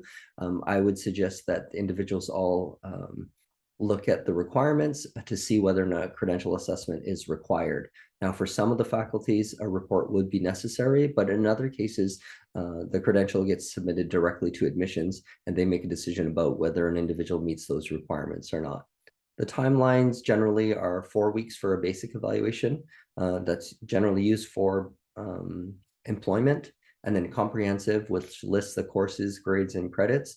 Right now, we're at about 7 weeks. And then the immigration reports that we do for IRCC are currently at around 12 weeks. The important part to mention here is that the timeline doesn't start until all the required documents, fees, and information has been submitted. Once that happens, then we can basically start counting. Next, please. So with respect to the fees of the credential assessment themselves, we charge on a per credential basis. So for a basic evaluation is 128, for comprehensive is 230. Supplemental fees, supplemental evaluation is actually very specific to an organization they're applying to, and this would be clear on the application itself. So something that you don't need to worry about until you actually apply. And then the ECA report that we do for immigration, also shortened for educational credential assessment, is $200 per credential. So for example, if an individual had a bachelor's and a master's degree and they wanted an ECA, it would be $200 times 2 in order to get both those credentials evaluated. Next, please. So with respect to document requirements, individuals must submit a full set of officials or original documents, that meaning transcript, certificate or diploma or degree. And then if documents are not submitted in English or French, then translations would be required. If an ECA is required for an individual, then they have to actually contact the institution and get them to send us official documents directly from the school. Now, photocopies aren't necessary. So if an individual submits their original documents, those documents will be returned to them upon the completion of the evaluation. But once official documents are sent directly to our office, then those are kept within our office to become our property. If individuals do need translation services, we always recommend individuals to go to STIBC. You can look up your language of origin and find translators in your area and basically contact them to see what their fees are with respect to translation services. Next, please. So the way we classify documents is basically into 3 different categories: original, official, and a copy. An original document is a document that you have in your possession. It bears all the stamps and seals and signatures. It's not a photocopy and it's not a notarized copy. An official document is a document that's coming directly from the school and it comes to our office without the integrity of the information being broken. So for example, if you contact your school, let's say in England, let's say Katerina went to Oxford University and she wants her master's degree to be evaluated. She would contact Oxford University. They would send us a transcript. We would make sure that the transcript had come directly from the school. And in that case, we would verify that information and then go ahead with the evaluation. Now, if a relative or if a friend intervenes and sends that information, we could no longer consider that information official. And lastly, our designation of copy. So we don't differentiate between a regular photocopy or a notarized photocopy, namely because notaries aren't necessarily employees of the school, nor do they actually verify the authenticity of a document when it's coming across their desk. Usually a notary is affirming that they've seen an original, and then the copy of that original bears the same sort of likeness, and then they stamp and seal that information. So what we want to see is a higher kind of standard of authentication, meaning that the school or the authority that is responsible for that document themselves is sending directly. And that's why we don't actually give more value to a notarized document versus an original document. Sorry, versus a photocopy document. Next, please. Oh, so I guess it's my time to announce that there's a chance to win $1,000 in tuition. By registering and attending Big Info, you've had a chance to win one of 3 prizes. You check your inbox by October 19th, and then you could submit by entering the Big Info survey, and hopefully we'll get 3 big winners to cut down on $3,000 worth of tuition for those 3 individuals. If you have any questions, just reach out to events@bcit.ca, and then you can see the full contest details as well at bcit.ca/contest-promotions. Tracy, Katerina, do you guys have anything else to add? No, I think that's good. Looks like all question has been answered. And Suki just finished answering the last question. I see. I can just add that we are currently accepting for September 2024 intake. And if there are any questions, you can always contact us at international@bcit.ca. Fantastic. Yeah. Similarly, I mean, if you send it to BCIT international BCIT.ca, if there's any question related to immigration, and we can always ISC can always help to answer that as well. And you can also send isc_info@bcit.ca as well.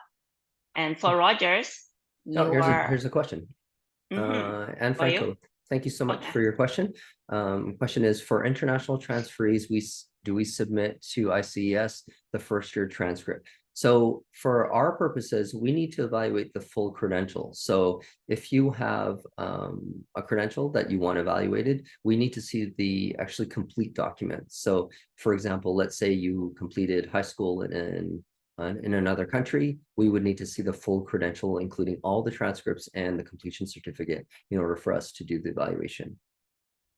I hope that answers your question, Anne. Are there any other questions? Oh, I have another one. What if my college is blacklisted in Canada? Still, can I do the ECA through ICES? So if your school is a school that we cannot evaluate, we are unable to assess that credential itself. However, if you are applying to a BCIT program, I would submit your application, and depending on what they're looking for with respect to your high school requirements, those may be still met in another way. But to do an ECA itself, we cannot do an evaluation if your school is listed on the restricted list. Oh, so Anne has a follow-up question. My son will finish first year college in the Philippines, and we plan to transfer to BCIT to come for the 2024 intake. That's amazing. And we can't wait to welcome you in 2024. So with respect to your son, if he's already finished high school in the Philippines, then certainly he can still try to meet the requirements through that. If he's done his grade 12 or 12-year senior secondary completion, if he hasn't and you want to have your first year college assessed, for sure.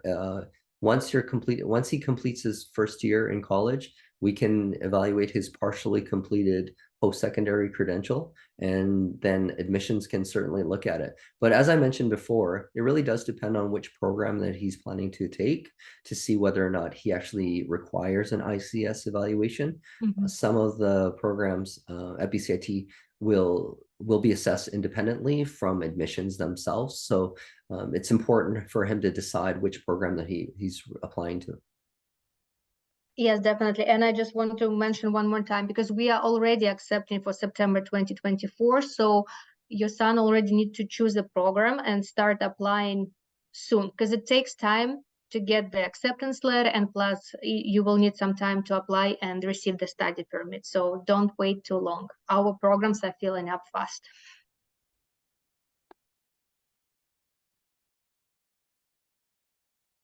So just again, another follow-up. Anne says her son is in first year college and grade 12 will be assessed. He's currently in Bachelor of Science in Information Systems. So I'm assuming that he's probably applying to CST or some sort of computer-related program. In that case, I think that his grade 12 would be assessed. I'm not sure a partially completed college transcript would be enough for ICS to evaluate, but for sure, the International Admissions Department would look at his grade 12 completion before they can make a decision about admission.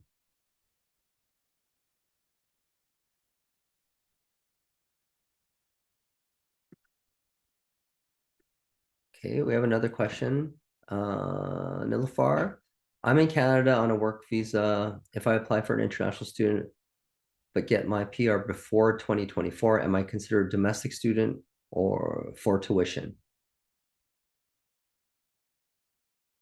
Katerina, Tracy, can you take that question for me? So I guess it depends on when their status is change.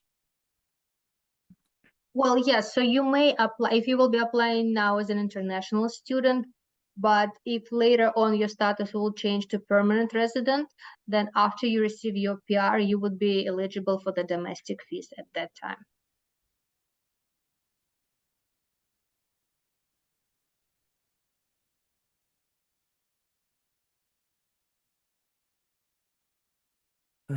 Here's a visa question for you there, Katerina. I'll read it for you. If there is any delay in visa process, is it possible to defer for the next year's intake at BCIT? So it depends on the program. For our regular credential programs, we do not do deferrals. Again, most of the programs would only have one intake September each year, so you will have to wait for another year, right? But if you're applying for the flexible learning programs, there are multiple intakes throughout the year, so there would be more opportunities for deferral if you're applying for the flexible learning program. I hope that answers your question.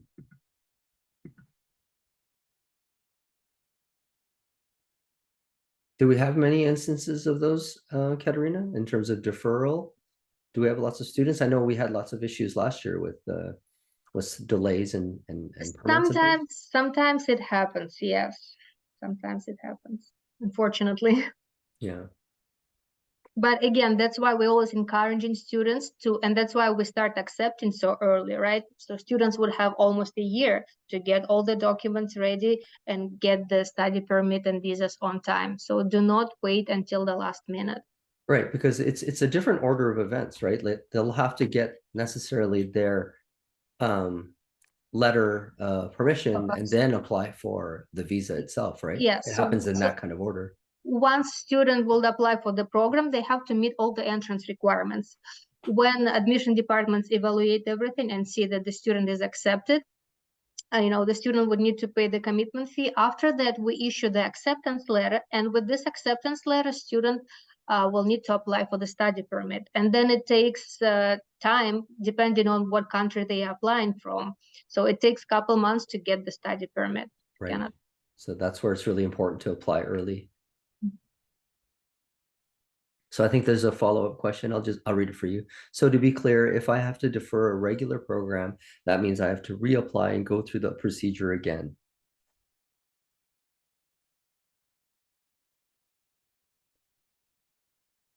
So again, I think it's more about the order of events here. So if you'll have to first decide on the program, get the letter, meet the requirements, get the letter of acceptance, then apply for a visa.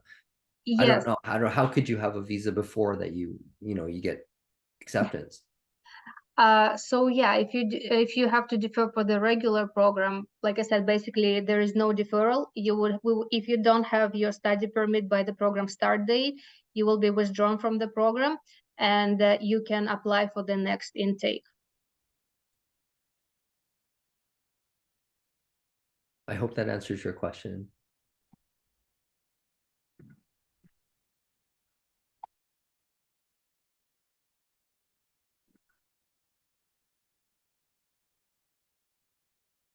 Yeah, I think we're very close to the next session, which will start in 3 minutes at 6:50. It's going to be Indigenous Initiatives. And I don't see any other questions coming up. So just to remind everyone that if you do have a follow-up question, you can always contact us by email. international@bcit.ca or ISE@bcit.ca. Either one, we will be able to answer your inquiries. Okay, thanks everyone. Thank you. And thank you to Suki for answering all the program advising questions as well. She's silently working away. No problem. Here to help. And Tamina as well. Thank you. Yeah, and Tamina too. Yeah. Thank you, everyone. Enjoy the next session.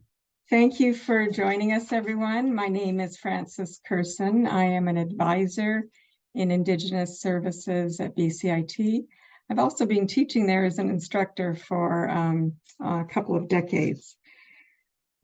It's a real pleasure to have you join us tonight. I'm also joined by Kobe Smith, and we may have another student with us shortly as well. So I look forward to hearing from them and introducing you to them in a while.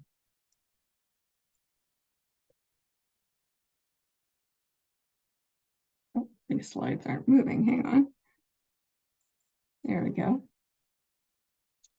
So I'd like to again acknowledge that BCIT campuses, all the main campuses, And I myself right now are on the unceded traditional territories of Coast Salish nations of Musqueam, Squamish, and Tsleil-Waututh. And I personally am very grateful to be so graciously hosted as a non-Indigenous person of Jewish ancestry on these lands. The image that you're seeing in front of you now is an image that was gifted to us by Squamish Nation. And I hope I say this correctly, Snawalia is the name of this. Its meaning is teachings, and it symbolizes the transfer of knowledge from one generation to the next. And it's raised in the Coast Salish welcome gesture. Now at BCIT Indigenous Initiatives, Indigenous Services, there's a number of different ways that this transfer of knowledge from generation to generation takes place. And we'll share some of those with you over the next while. This is another image that you'll see on campus and also in our publications, etc., in our different materials. It's the copper. For some Northwest Coast First Nations, a copper or a traditional copper shield, it symbolizes wealth and power. And as we all know, knowledge in all the different ways that it's provided and that it's received, knowledge is power. And a copper gains value the more it changes hands, the more it's broken and put back together again. And life can be challenging, can be hard for all of us. It can certainly have its challenges for students. But much like a copper, our students build strength, they build resilience and capacity as they gain knowledge and overcome these challenges. And so this is why the copper was chosen to symbolize our Indigenous vision. And this sharing of knowledge for the purpose of building strength and personal efficacy and power and resilience is part of our goal for everything we do at Indigenous Initiatives. So who is our team? As I said, I'm here, but I work with many other people, and I would like to share some of those people with you. So on your screen, you'll see an image of a few folks. On the left is Tammy Pierce. Tammy is our Associate Director for Indigenous Initiatives and Partnerships. Indigenous Initiatives is a department under that. Next to her is Tori Wilson, who is our Executive Director. And in the red is Celeste Dunstan, who is one of our administrative assistants. She's also someone who you will see greet you as you come in the door. And my colleague, Zah Joseph, is also an Indigenous advisor and has been for some time on campus. There I am on the left. Tammy is next to me, and another one of our administrative assistants who is also there to welcome you with a very warm smile is Melanie. And I'll show you another picture soon of the gathering place, which is one of our central locations on campus, but you can get a little peek here at part of our extensive library and our table and some of the computer stations behind. A very important part of our team on campus are our elders. This is a picture of some of our elders. This is Anne Prince on the left, Al Dumont, and then Candy and Carlene Thomas. We also are joined this term by Elder Flo and Patricia and Judy, among others. Elders are the keepers of Indigenous knowledge, and they encourage and promote understanding and respect for Indigenous perspectives, cultures, and values across the BCIT campus and beyond. So not just with Indigenous students, although that's obviously a big part of it, but they're there to create relationships and to transfer knowledge and to guide us, everybody that's in our BCIT community. Here's a larger picture of what we call our gathering place. Its Indigenous name means a home away from home. And this is located in our Burnaby campus, so sort of Willingdon and Canada Way area. And it's in the building we refer to as SW1, that stands for Southwest 1, on the first floor in room 1521. So it's actually quite a long space. And it's a comfortable, welcoming, and safe place for students, for Indigenous students, but for all students, families, staff, faculty, and other guests. And through cultural and educational activities, the gathering place creates a sense of inclusion. It's a place of belonging for Indigenous students. Students and staff across BCIT are invited to participate in all sorts of events, ceremonies, activities, learning activities to celebrate the diversity and richness of Indigenous cultures. You can sort of get a sense here of the room. It has long been one of my favorite places on campus. There's just an incredibly welcoming, gentle, and warm feeling. You can see the cedar paneling on the roof, and that runs down the side of some of the walls. You get an idea of some of the artwork that we have. This is just a small glimpse of it. There's some weaving on the windowsill there. And just outside that window is a lovely kind of grassy knoll with an Indigenous garden below it. And then just beyond that space are some other gardens and sitting areas, covered areas, another raised garden with a waterfall. So it's a very natural and kind of peaceful part of the campus. Students are encouraged, and they do, come into the gathering place anytime that we're open.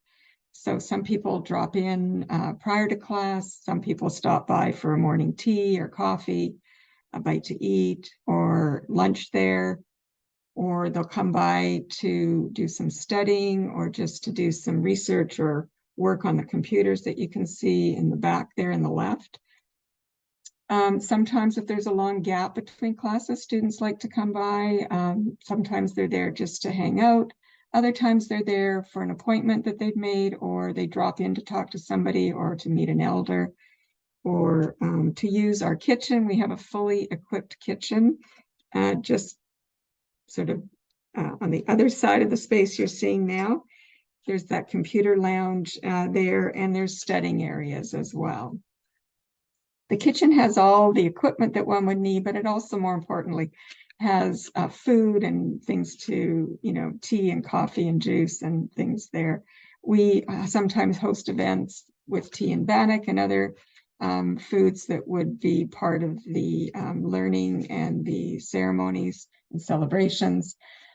So it's a fully functioning multi-purpose space.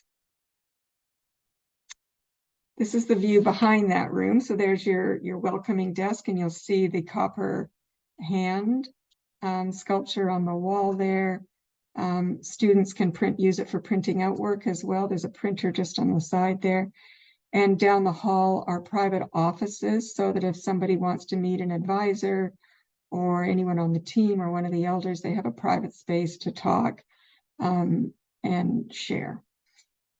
Recently, because it's close to September, of course, we were doing a number of activities around Truth and Reconciliation and Orange Shirt Day. And you can see on the cupboard there some of the many orange shirts that many people that dropped by the gathering place made, and while they were talking to each other and listening and learning. This is another view of the larger room, and you can see there some of the material for the activities that we're often involved with. Shai Waters, who's from just up the coast here, has been leading us in a number of workshops over the last years, workshops that anybody can register for and attend. For example, a drum making workshop. So this is a faculty who came in to learn how to make a drum. I've done it too, and I look forward to doing it again soon. You can see some of the cedar weaving that Shai has taught us in workshops. We do cedar baskets and bookmarks and hats. I believe there's a hat there. We've done beading and sewing as well. And of course, in addition to learning how to make these items, we're sitting around that large table that you saw, sharing information, sharing knowledge, listening to each other, and learning and just co-creating together a welcoming space.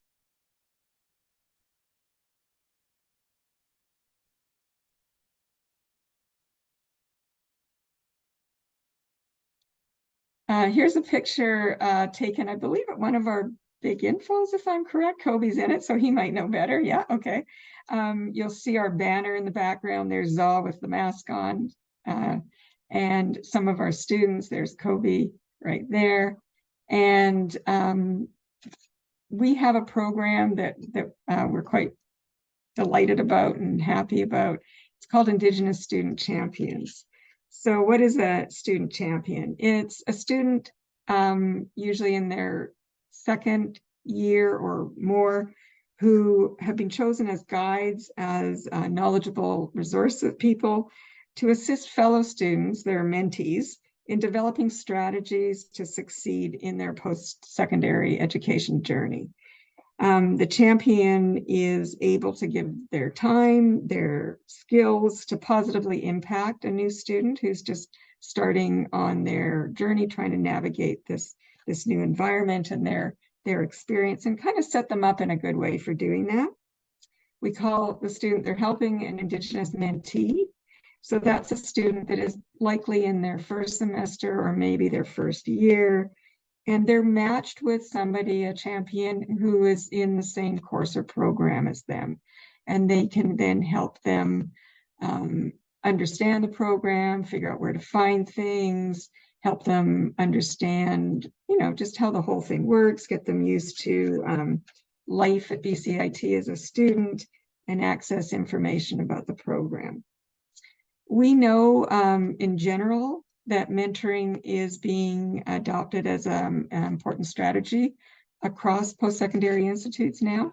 And information research seems to show that students who receive mentoring from peers in particular are more likely to adapt well to post-secondary school life, to succeed academically, and also to persist despite maybe some ups and downs and challenges right through to graduation.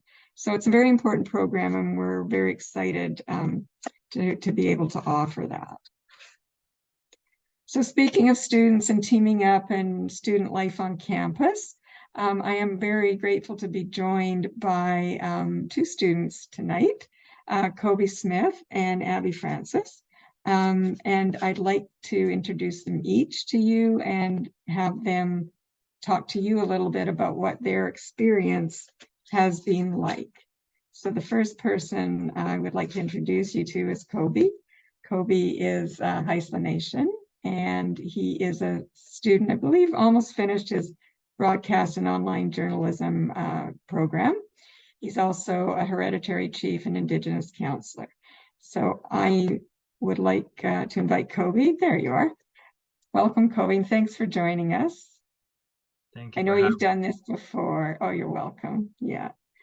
So wherever you feel like starting, you've been on this journey for a while, and we're always delighted when you pop into the gathering place, which you do often, to say hello, to share with other students, to just spread the love around there. Yes, thank you, Francis. I'm very honored to be here with you all today, and I'm very honored to be a visitor on the Musqueam, Squamish, and Tsleil-Waututh Nation. I am from Haisla Nation, Kitimat, BC. I'm about an hour and a half flight from Vancouver. I am also, as Francis said, a hereditary chief for my nation. And for my clan, it's a very big role. I'm also in my third and final year at BCIT in broadcast online journalism. and also Indigenous counselor with BCIT Student Association. Also a peer mentor with the Indigenous Initiatives. So a lot of roles that I play at BCIT, very busy. My journey at BCIT was kind of tough at the beginning. My very first time I tried to apply, I was unsuccessful, but I did not give up on my dream. And that's why I'm speaking to you today, is to never give up on your dream. You may come across some failures, but never give up. Know that your family is always behind you and cheering you on, and know that BCIT is here to support you.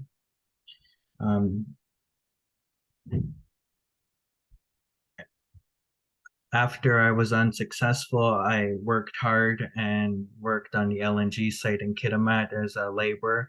I worked there for 1.5 years, and then the time came up to apply again to BCIT, and I applied and I got in, and I'm very grateful to be here.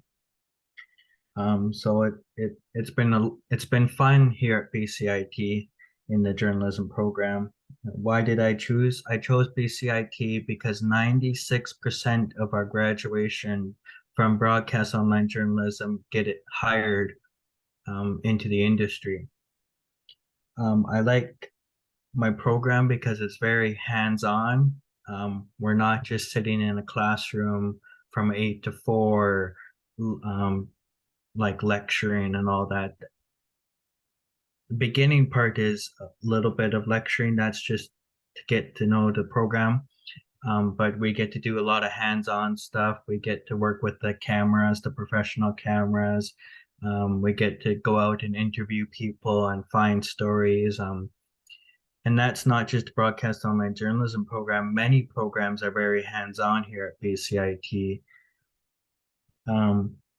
What decided me to go into my field of study is I love sports. I'm a big sports guy, and also to tell the Indigenous stories because they need to be told.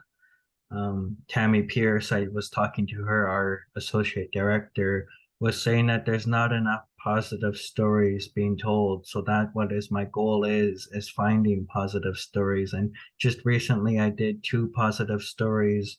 One is about the women's wellness group being started up in Kitimat again, and how important traditional feasts are to Indigenous communities. You can check those stories out at bcitnews.com. My favorite thing about BCIT is that it's the instructors and the students and the faculty make you feel comfortable in BCIT, and they make sure that you are being successful in your program. And they ask you if you're struggling, they can help you.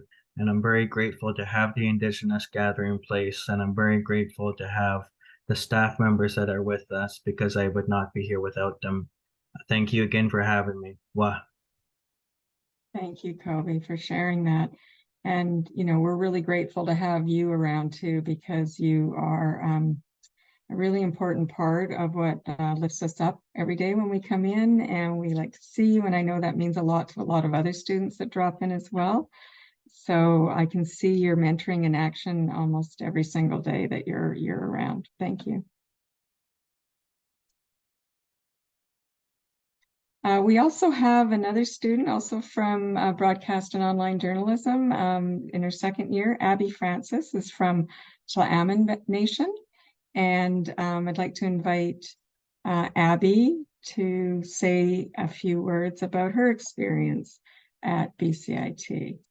Just trying to find you on my screen, Abby. There you are. Hi. Hi, welcome. Nice to hear you. Yeah, thank you. It's so nice to be here and be speaking.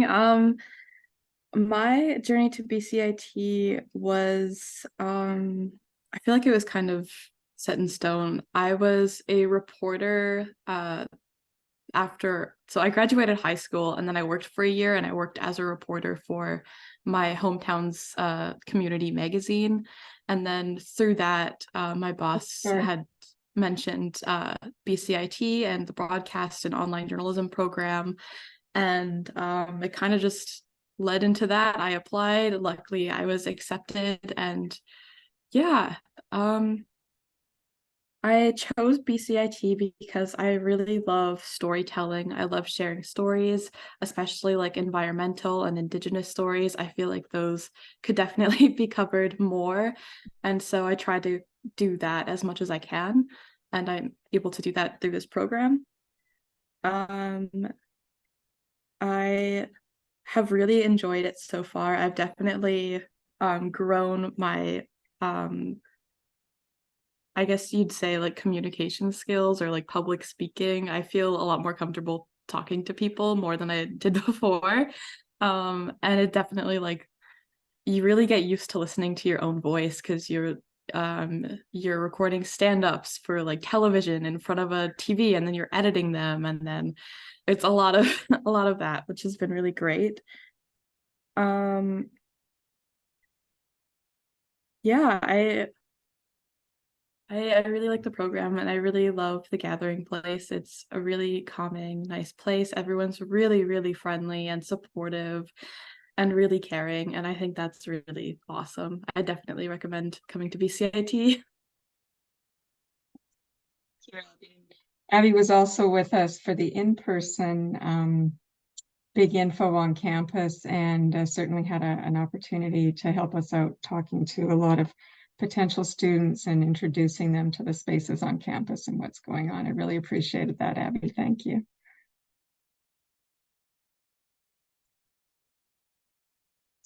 BCIT has a fully fleshed out Indigenous vision led by Corey Wilson.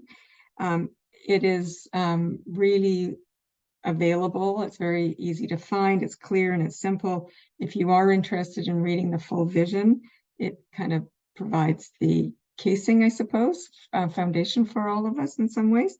It's at bcit.ca/Indigenous-vision. The three main points in it are that BCIT is a first choice post-secondary for learners in BC. It has well-developed pathways to support Indigenous learner transition both to and from BCIT. And indigeneity is embedded and active across our entire BCIT community. Central to the Indigenous vision is truth and reconciliation. By embracing truth and reconciliation and promoting indigenization through the BCIT community as a whole, we will honor Indigenous people, their knowledge, culture, while preparing learners for success in our world through an education that is both complete and relevant to them. So it's a key piece of all the activities and spaces that we've created and are creating on campus. Thank you all for joining us. If you have any questions, please pop them into the Q&A part of the webinar. Some of you might find that you have questions later, and that's fine. You are more than welcome to connect with us at any time. There's a number of ways to do that. You can email us. You can email an advisor in particular at indigenousadvisor@bcit.ca, and there's a phone number there. 604-412-2777. Or you can email the Gathering Place in general at gathering_place@bcit.ca. Their phone number is 604-432-8474. You can visit us, you can drop by, whether you're just thinking about being a student at BCIT or whether you already are. And it doesn't matter whether you're an online distant ed student, part-time student, full-time student, or in-person campus student, part of the community. We're located, as I said, on the Burnaby campus in building SW1. It's kind of right across from where the bus stops on Willingdon, I believe it is, in room 1521. Honestly, if you're not sure and you'd lose all this information, just get out your search engine online, put in BCIT Indigenous Initiatives or BCIT Gathering Place, and our website will pop up and you can find the part that says contact us, and we will be happy to spend time talking to you. You can also book appointments, and we can do your appointments in person. We can do it through a Zoom face-to-face private one similar to this, or a telephone call. So you don't need to be in the local area to meet with us or talk to us. We can do it by distance. And many of our students do that either before they come to BCIT and apply, or afterwards if they're back in their home areas. And we're happy to do that as well. Everyone's welcome in the gathering place, whether you're Indigenous, non-Indigenous, faculty, student, staff, guest. We'd love to see you and talk to you and continue the conversation. So thank you very, very much. Just gonna look and see. I don't see any questions now, so I'm just going to stop sharing.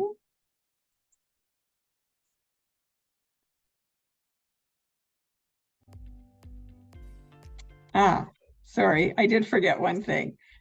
Like others have mentioned to you, please remember to check your inbox tomorrow. I believe that is October 19th.